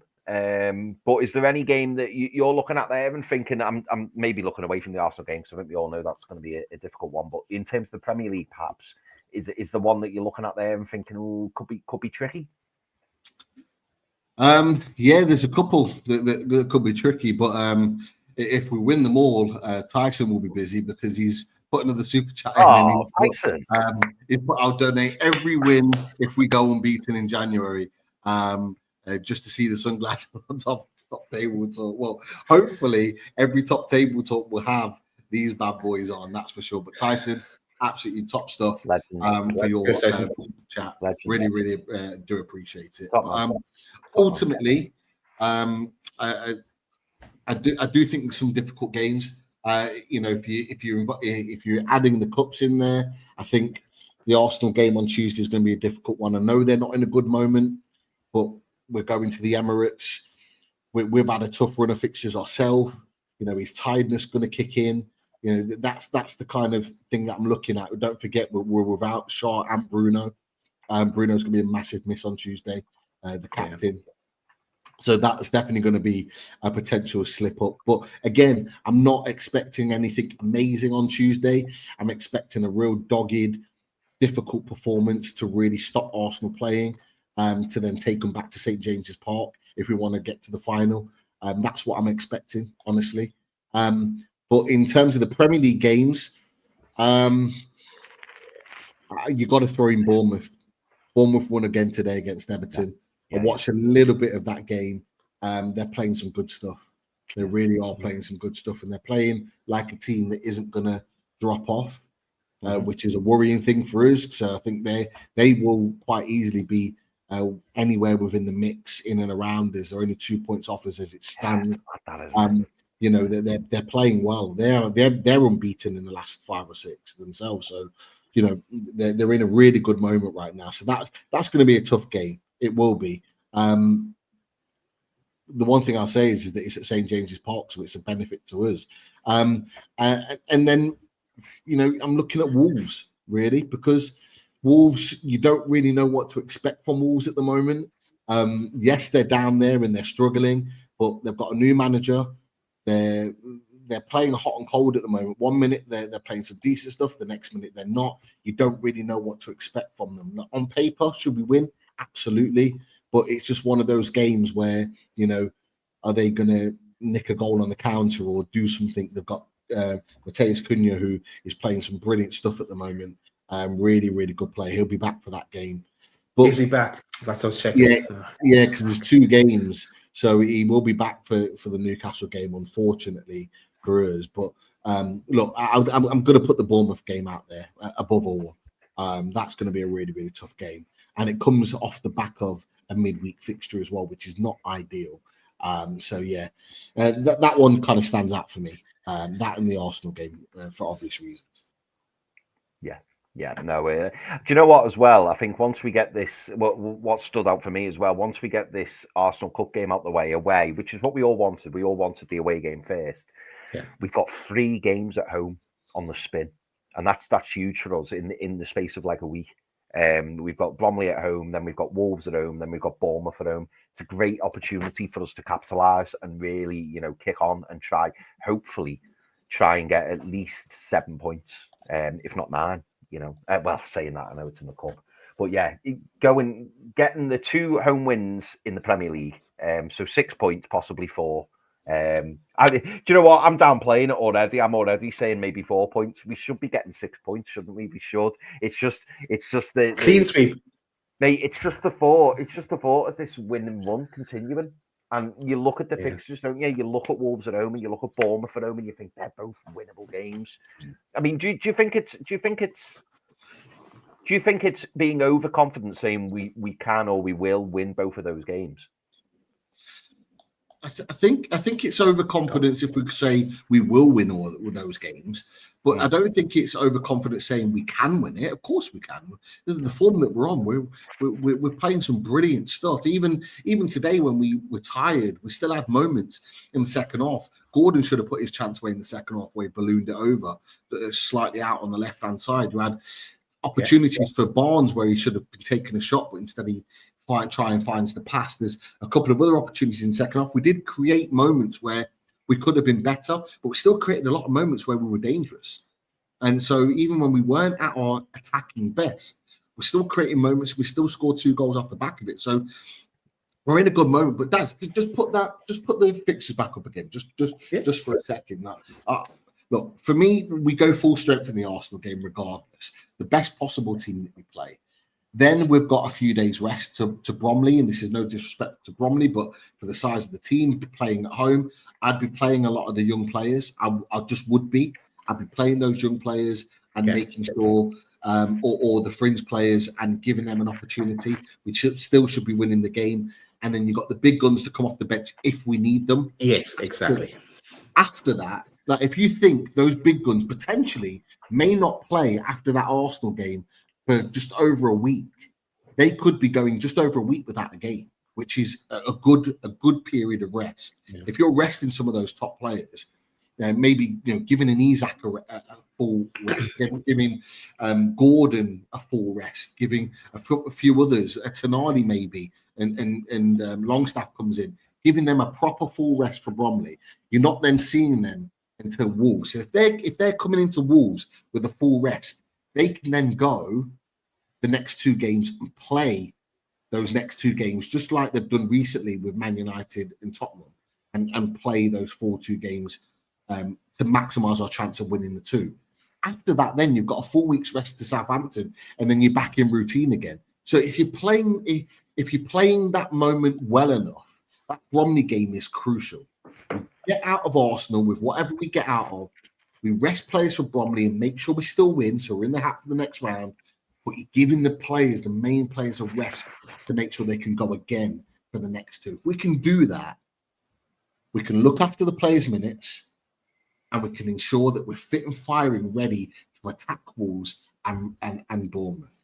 And that's the key, managing those 2 games. If we can get through those games and manage them and win them, we're in a good spot. There was about up to 350 in the chat at one stage. Make sure you smash that like button as well. Question, boys, I don't know, do you know the answer? I think we touched it before. Do the lads stay in London now? Is there any point in them going back to Newcastle and come back again? They're going back. They got back? Okay. Yeah, Eddie Howe confirmed they're going back, and then they're coming back down again for the Arsenal game. Okay. Fair enough. Interesting. I want to give a quick shout out to some new members. So Benicia Bounds, who I believe became a member on the last show, but again, congratulations. Thank you very much, Benicia, for signing up. Foxy Again, another regular, and well, I say regular. I'm sure Foxy's been a member before. I'm sure he has. Yeah. But it's great to have him on board. And we have a new member this evening, Chris Potts. Chris Potts. Good man. Absolutely brilliant. What else was I going? We're 7 likes to the 200, by the way. Ooh. We've had 350 plus in the chat, nearly 400 in the chat over the course of this show. For people that have come in late, we set the target of 200 likes. So if you haven't liked the show, give it a little click. It only takes a second. If you're watching it on TV, just go to your phone. It only takes a second and just give that click. Let's get us over that 200 likes. But on top of that, if you're new, make sure you subscribe. And if you're new to the channel and you haven't done it already, click the notification bell, because the notification bell will make you aware of any show that's coming up for Loaded Mag NUFC. And I tell you what, we are going to be stacked with shows. We've got a big week coming next week, as long as all the other weeks as well. But we've got lots of big shows, so make sure you click that notification. Yeah, busy. Yeah. And talking of shows coming up, and this could be one of the subjects, and this comes from Lee Jones. And Lee says, with us gaining momentum at the moment, apart from Miggy, would you let anyone else go in the window? Yeah, I'd let Longstaff go if we got a decent offer, because I think he's in the shop window. I'd consider if we got a decent offer for Trips.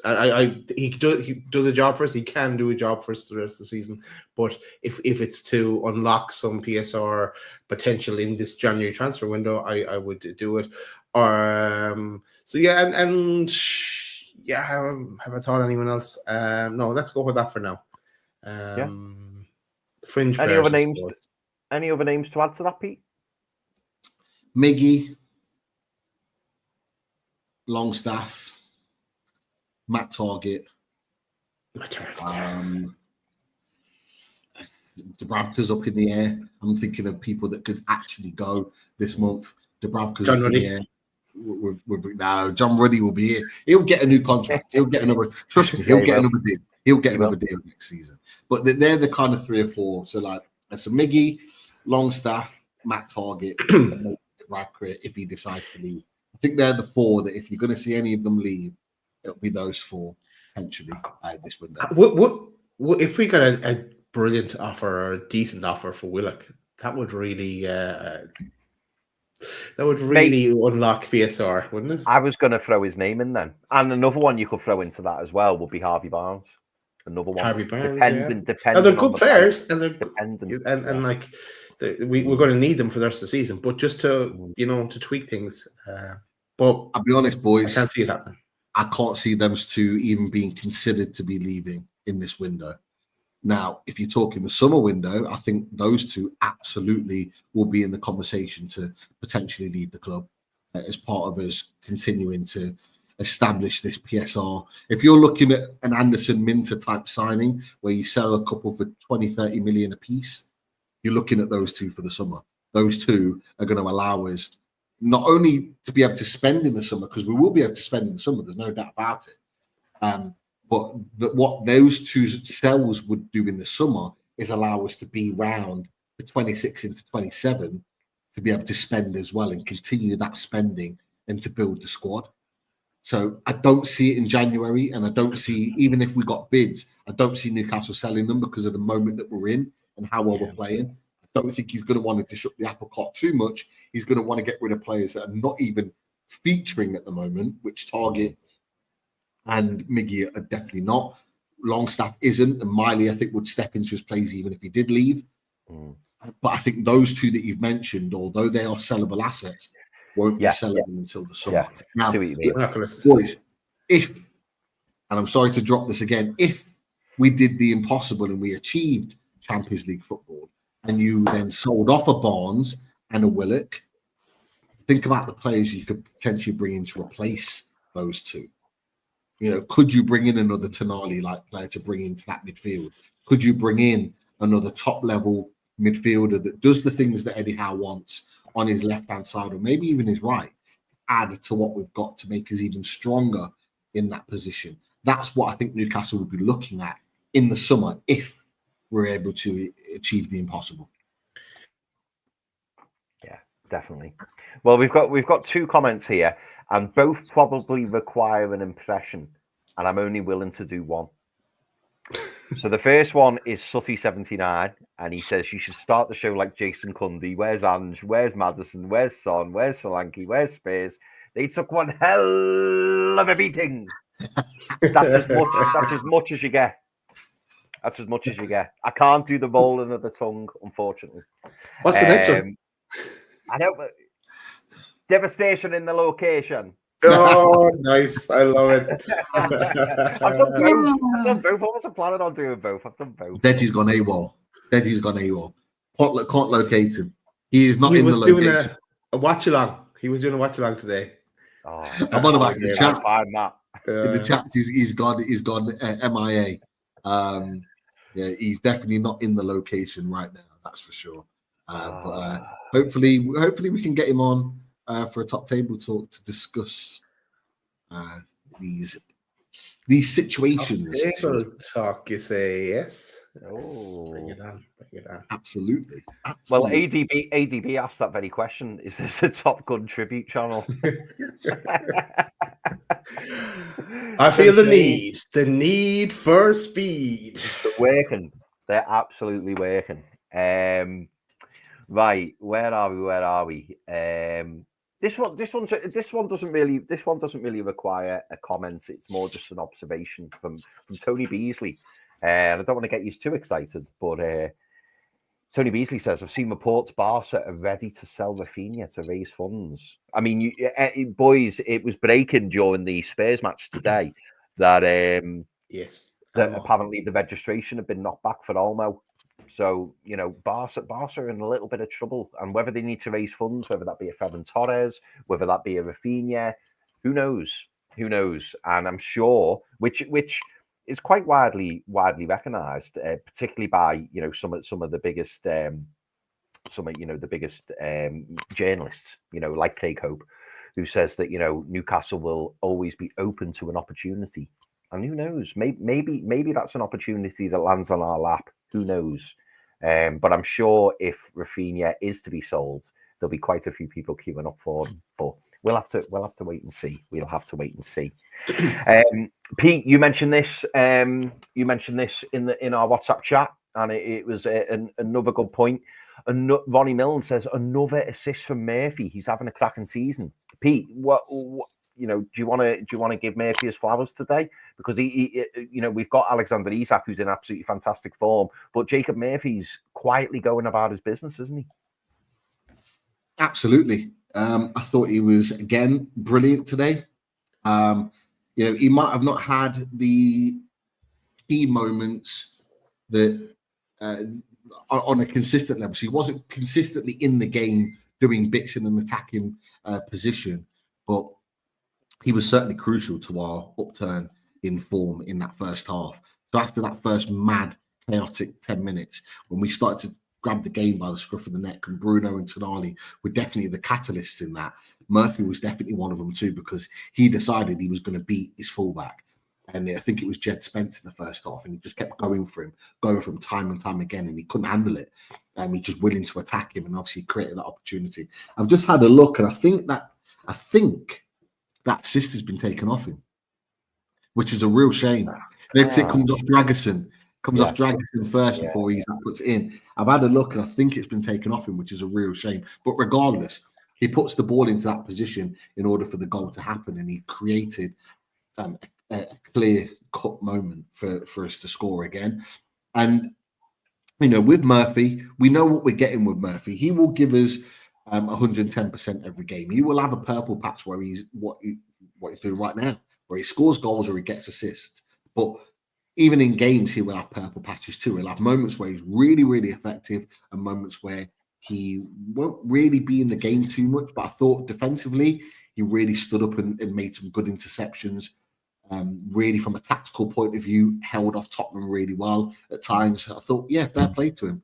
He's doing some great stuff at the moment. And look, he'll be here to see out his contract. I think his contract runs out in 2028.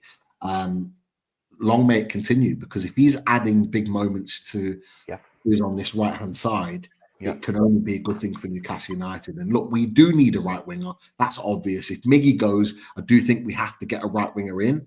But he ain't a bad option with the record that he's got this season to bring off the bench or have as part of the squad to give us moments on the pitch. So fair play to him. Yeah, £40 million man.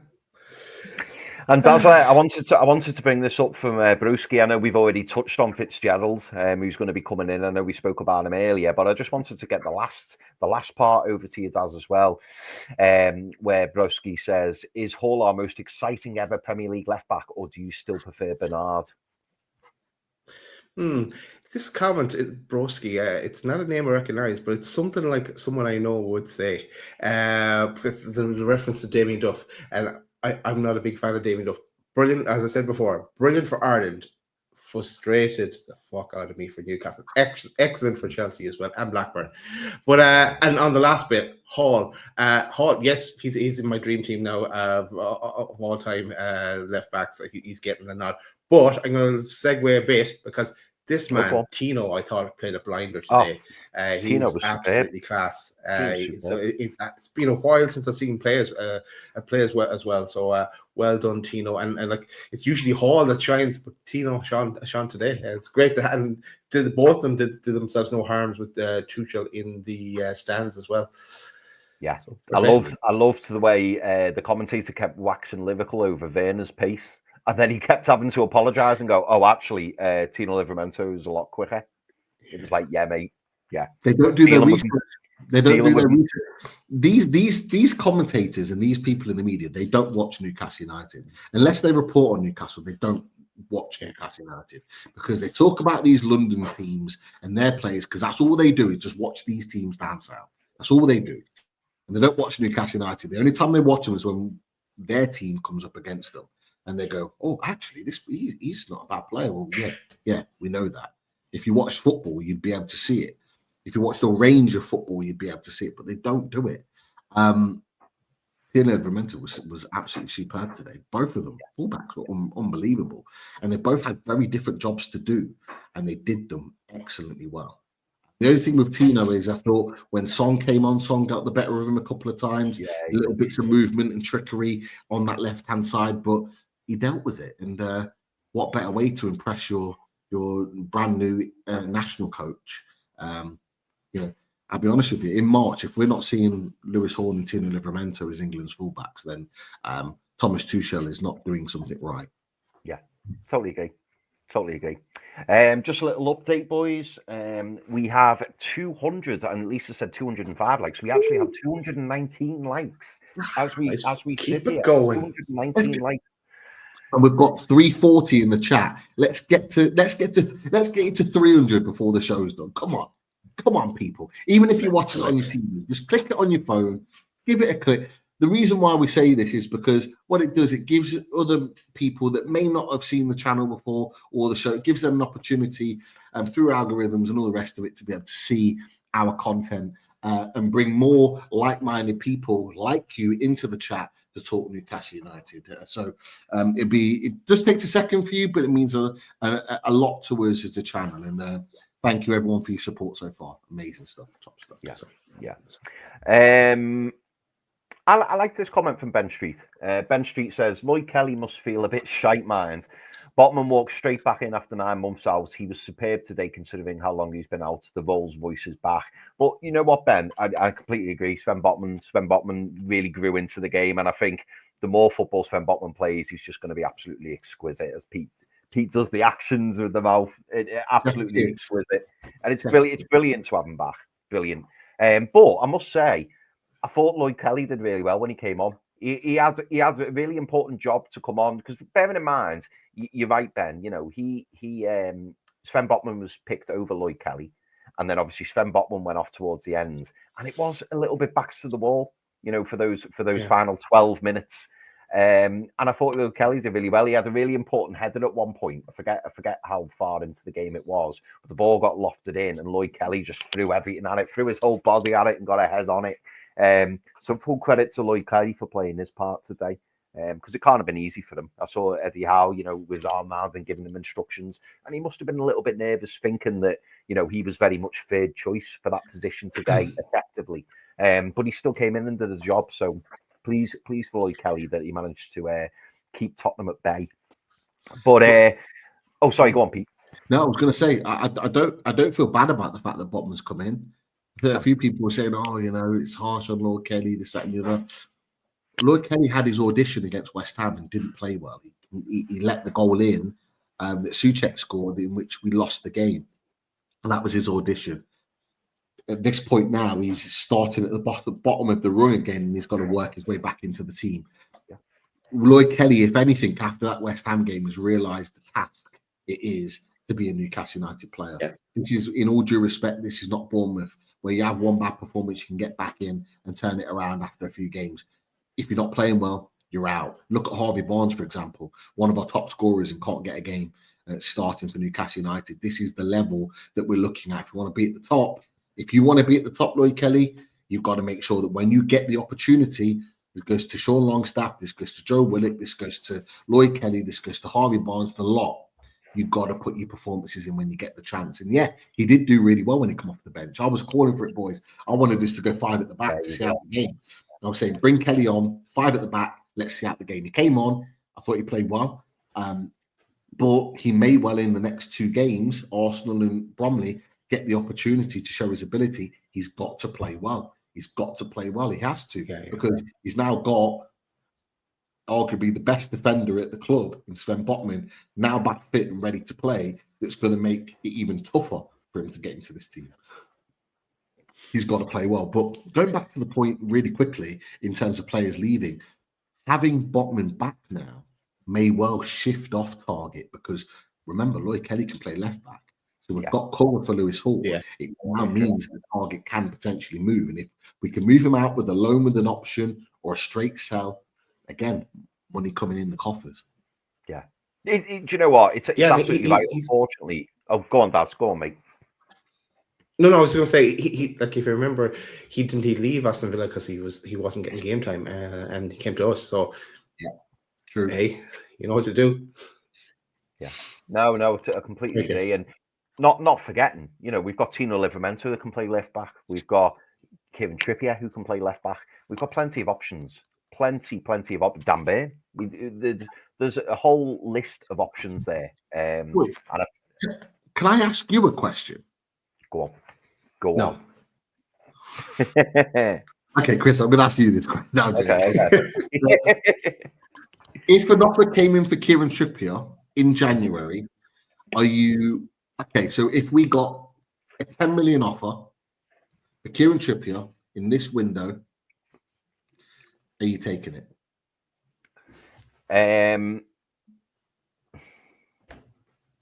If it's 10 million, yes. If it's 10 million. If an offer came in of, like, say, 5 million, I would question it, because it goes back to what you were saying earlier, Pete, about disrupting, disrupting the camaraderie between the squad. Kieran Trippier, as we know, even though he officially doesn't wear the armband anymore, he's a key person in that dressing room. There's no doubt about it. But I think if 10 million gets slapped down, it kind of falls into Martin Dubravka territory, where you go and come on, like, you're not. This offer isn't going to be there in the summer, because it's just not. And £10 million PSR terms, 40-50 million spend. With Emil Kraft around the corner in terms of him coming back to fitness. Yeah, Krafu. 10 million. 10 million. I think. Yeah, I think I would have to, even though I wouldn't like to, in terms of, having him around the squad will no doubt be, a good thing. But that kind of money, if it means extra money towards a right winger, if it means potentially bringing in a new goalkeeper, I can't not take it. I can't not take it. I'd have to say, yeah, I'd have to take it if it was 10 mil. I'm taking it as well, Pete. I'm taking it as well, 10 million. I don't think we get anywhere near 10 million of an offer. But if it did come in, I would take it, because Tino, number one, Grafkudu as a backup. There'll probably be someone else as well. I don't know where Ashby is now, but there'll probably someone else if we came down to it. And even Char could fill in at a right back at a push as well. But no, Murphy so I'd take it if Murphy could, yeah. Boys, I'm not taking it. Really? Yeah, I just honestly, boys, in the last few games, I think I'm seeing the Trippier of 22-23. In the last couple of games I've seen him play, he's looked the most settled and the most comfortable in this team that I've seen him for probably over a year. No, that November, I think it was just before the international break in November, just before Pope got injured this time last year. That up until that point, I think Trippier was absolutely fantastic. I've not seen Trippier play as well since that point up until these last couple of games. And his experience, if we're going for Europe, boys, if we're going to finish as high as we possibly can, I just think we need him. He's not going to play every week. It makes sense. I think we need him. I really do. And it goes back to, we'd love the money for him. But let's say, for example, we get a European spot, Champions League, Europa League, Europa Conference League. If we get Europe, right, and then someone comes in, knowing that we're playing European football, someone might offer 15 million at that point. I mean, you might take a bigger chunk. But even then, if we're selling off other players and moving on a Willock or a Barnes or whatever, making money, we might not need to sell him. And just think, going away at difficult places, having an experienced Trippier in the team could be absolute gold dust. And seeing out some of these performances late on the back end of the season, having a Trippier there, even to come off the bench and just see things out, short things out, could be absolutely crucial. I just don't want us to make too many drastic changes. And like Trippier will play at Bromley, won't he, Pete? Exactly. Trippier will play at Bromley. Yeah, he'll play a lot of games between now and the end of the season. And I just think that for certain players, the money is too good not to turn down. Martin Dubravka maybe at 8 million. Target, Longstaff, Miggy. Trippier, I'm not sure. Peter Davey, put you on the spot, Peter Davey.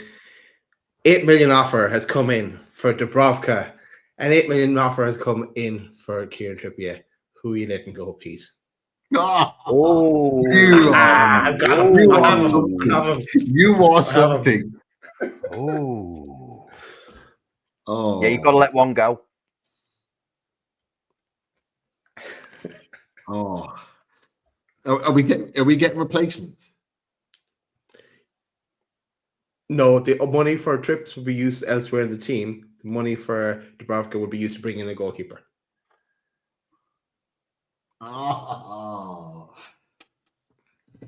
That's really tough.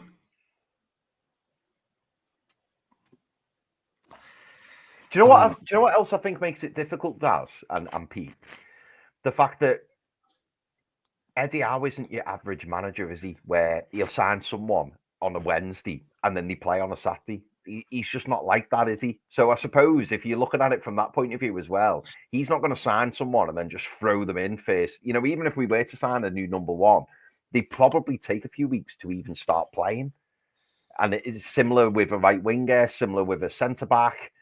They're not someone who's just going to come straight in because you want to get them Eddie Howe ready. So does that play a factor in your answer, Pete? Does that help? Well, I think we have to give him some time on this. Hang on. Go for it, Pete. Just put me under more pressure, yeah? I think I've got an answer. Stop the clock. I think I'm going to Dubravka. Yeah. And this is why I asked the question, just because I thought if we're going to get another goalkeeper coming in, I'm going to trust that Newcastle United are going to get a goalkeeper that's good with his feet, that allows us to continue this good reign of form. I'm going on trust here. So I'm going to go Dubravka if I have to make the choice. But just because Trippier, experiencing and around the dressing room, is crucial in seeing us forward. He might not be playing every week, but what he gives to the team is massive, absolutely massive. Yeah. But yeah, that's my decision. That's what it is. Tough question though. We should put that on. We should put that on X on the get it on the loading account. Put it out there. See what fans think. That's Good great. question. Great question. CC two polls. Interesting. Let's do it. Yes. Only a few more questions, boys. Some of these will probably just require a one-word answer, but I'm going to go with them anyway. There's two that are very similar. Jason Scott says, "Are we in a title race?" Fraden81 says, "Fuck it. Do you guys think we can catch up with Liverpool?" What are you boys thinking? What are you boys thinking? No. No? No. Not all. 10 points behind them, and they've like 2 games in hand. Yeah. That's like 16 points potentially behind them. Yeah, I'll be honest. I don't think anyone's catching Liverpool. No. I don't think anyone's catching Liverpool. I think this is very much a one-horse race for the title.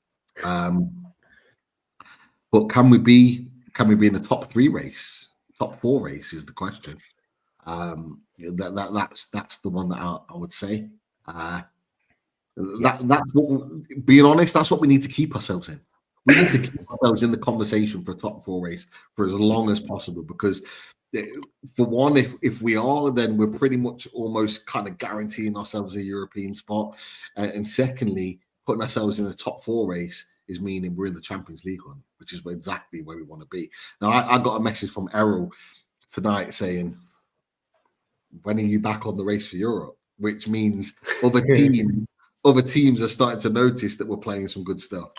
I don't see myself back on there just yet, but it means we're in that conversation. By the end of Jan, mate, I think you will find yourself back on it. Hopefully. Interesting. Then we can run wild. Christopher Hall. The previous comment there said, "Are we in a title race?" Next season, do you think we can be in a title race? I would need to fast forward and be able to look back and see our January and summer transfer window to answer that question. Personally. Where's all these? Can we arrange, Chris? My machine on the ready. Astropod. Feels like I played Astropod. Oh. Right, couple of quick ones, and we've had a really good one in from Ali B, which we're going to have to go to because I know one of you boys has started. It's a great question. But first, I'm going to ask. Jay says Dan Burn has been excellent. Totally agree. By the way, Jay, do you think because Botman is back, he will drop Burn? How do you fix this problem? We're going to have Fabian Schär, Sven Botman, Dan Burn. What? How do you think Eddie Howe's going to play this now? What do you think Eddie is going to, like, for example, let's fast forward. Let's fast forward to the Premier League game. The Premier League game at home to Wolves. Who's going to be in those central defensive berths for that game? Next Premier League game. Okay. Let me see. Next Premier League game. So I reckon, as Peter said, we're going to play our strongest team. And does that mean that we could get Botman goes out again? Like he's just back. It is a bit difficult to throw him in there again, but we don't have Schär. So probably Botman in there. I think Kelly and Barnes and Longstaff, if they're still here, and a few more get run out of Bromley, Sula as well. So then into your Wolves game, Schär. That's a difficult question. It's so hard, isn't it? It's so hard because Dan Burn has been absolutely superb. Absolutely superb. I thought he was going to send off today.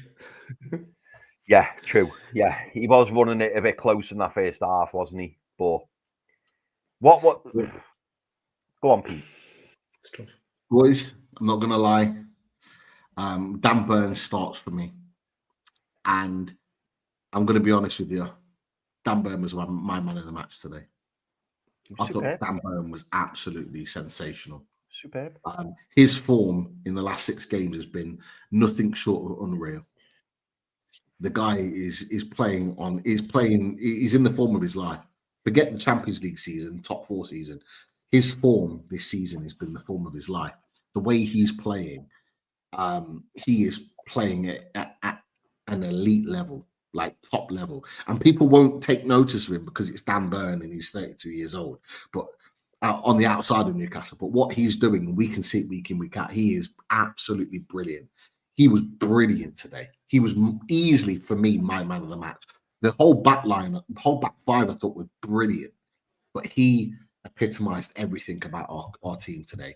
His grit, his determination, his battling ability, the shithousery. Loved it, absolutely loved it. But you know what really, really impressed me is we talked about it earlier, boys. Pedro Porro was causing havoc with his balls into the box. His crosses were brilliant today, really, really good. But what Dan Burn did is go over in the second half and support Lewis Hall to lock that down, to stop that from happening. He said to Lewis Hall, "You go press Pedro Porro and make sure that he doesn't get a ball into the box. Anything else around it, I'll cover." The amount of times he was pulling himself, being pulled out of position, was marking additional runners in Brennan Johnson and whoever it was that was making those overlapping runs. And he was getting pulled out of position to follow runners and trackers and stop that ball getting in. People won't talk about it because it wasn't key moments, but they stopped any type of serious threat to Newcastle United's goal. And the work that he did alongside the defensive work, the blocks, the clearances, the big headers. Every time there was Austin put a little chip ball into Dominic Solanke, who was there to win it? Dan Burn, bang, every time. Big in the air, big, strong headers. I thought he was absolutely sensational today. Yeah. So for me, there is no one else that starts in that back line first choice than Dan Burn right now. He's been absolutely brilliant.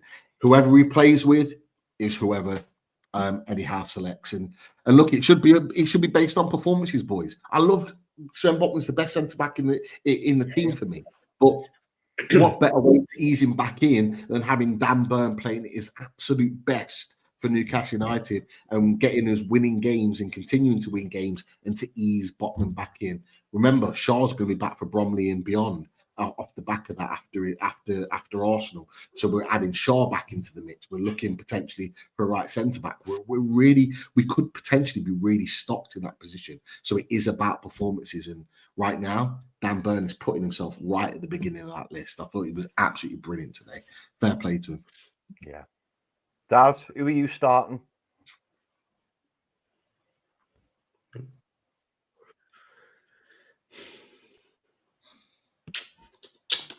It could be Byrne and Botman, the partnership that was there today, and Shar sits it out.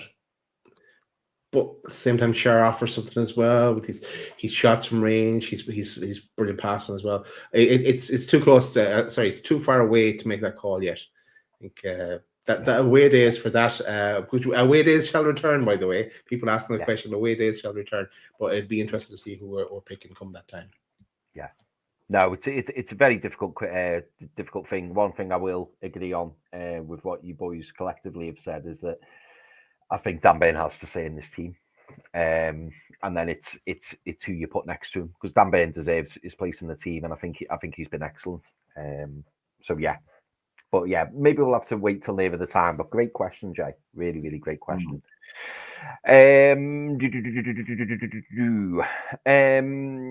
Okay, Scott says, how do you guys think we'll do without Bruno on Tuesday? Would you play Willock or Longstaff in that number 8?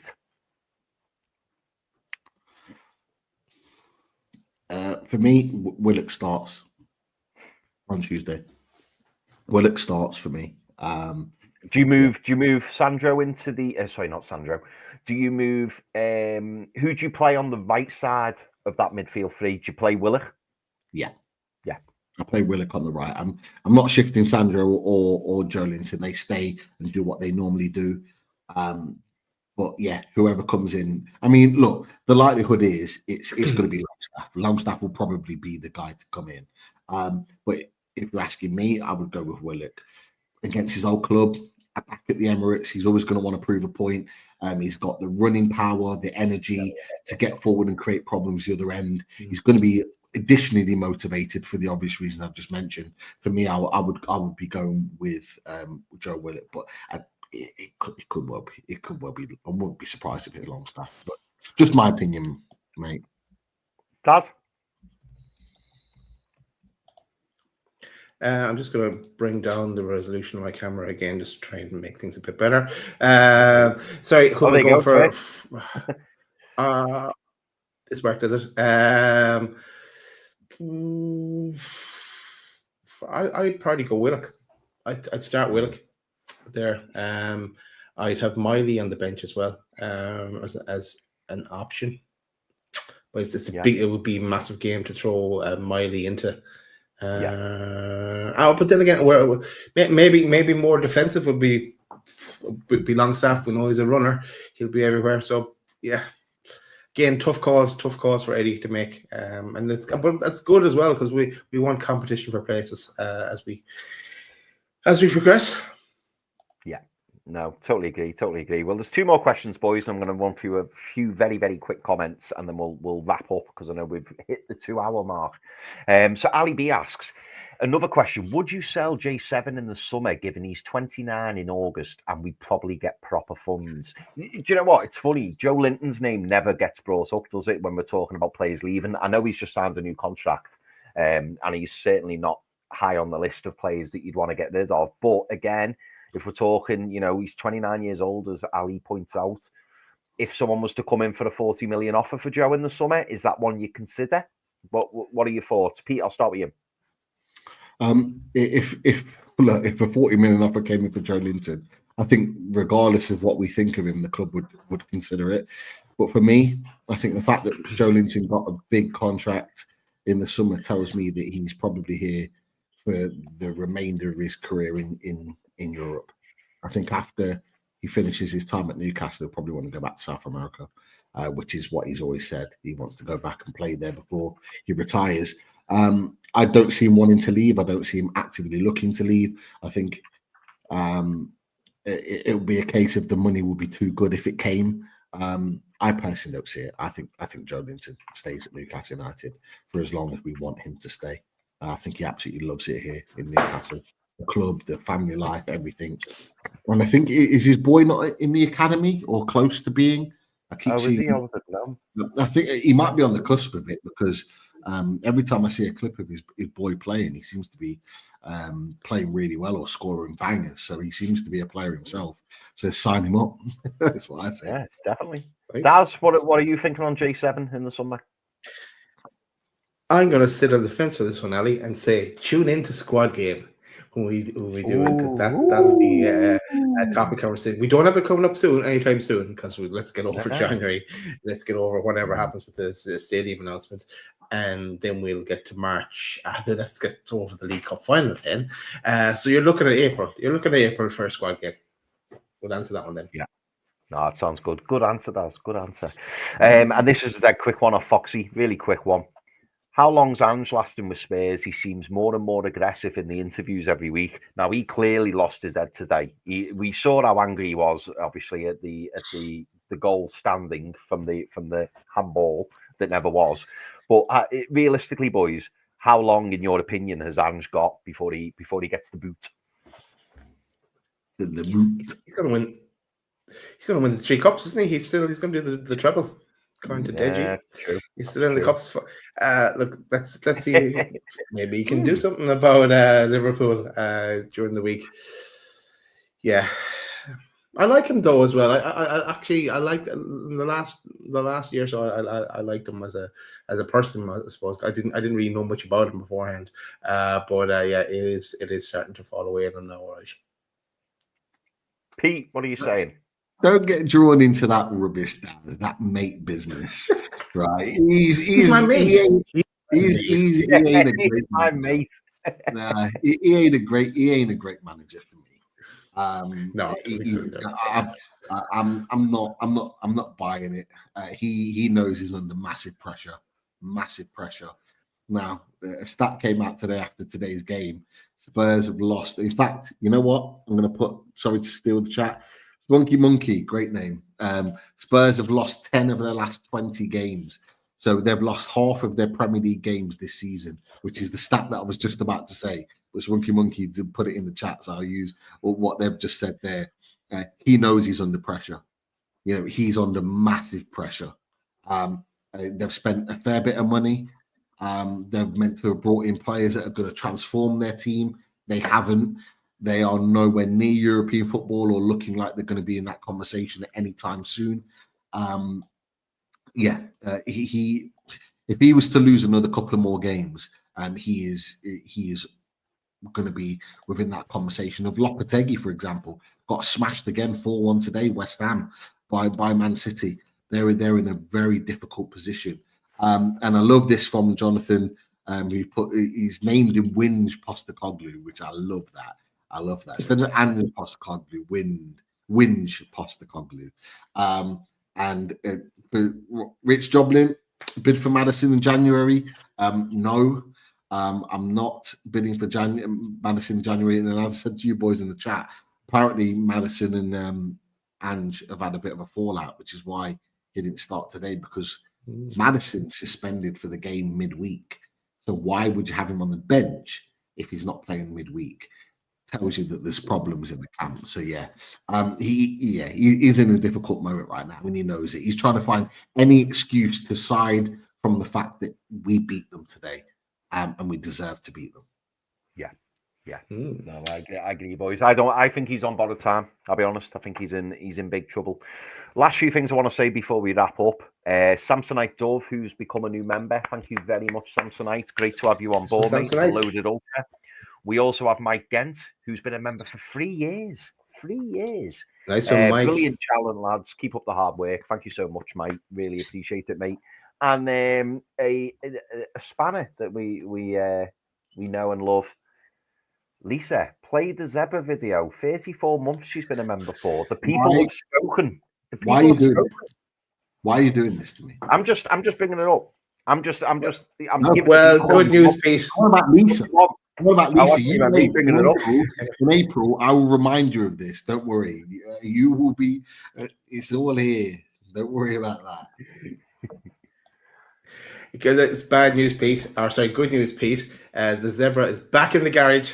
He needs a bit of a tune up. So no zebra tonight. Ooh. No zebra tonight. Got away with that. Yeah. I'm trouble with that zebra. But we do have an Isak, Chris. People have spoken. Well, I deleted before the show, so it's not going to happen, I'm afraid. Shots in April. Right. That it, boys. We wrapping up? I think it's Isak time, isn't it? Is it Isak time? It's the Isak time. Good night, everyone. We are back soon. We're definitely back Monday. So keep an eye out on as things go. But good night, everyone. See you soon.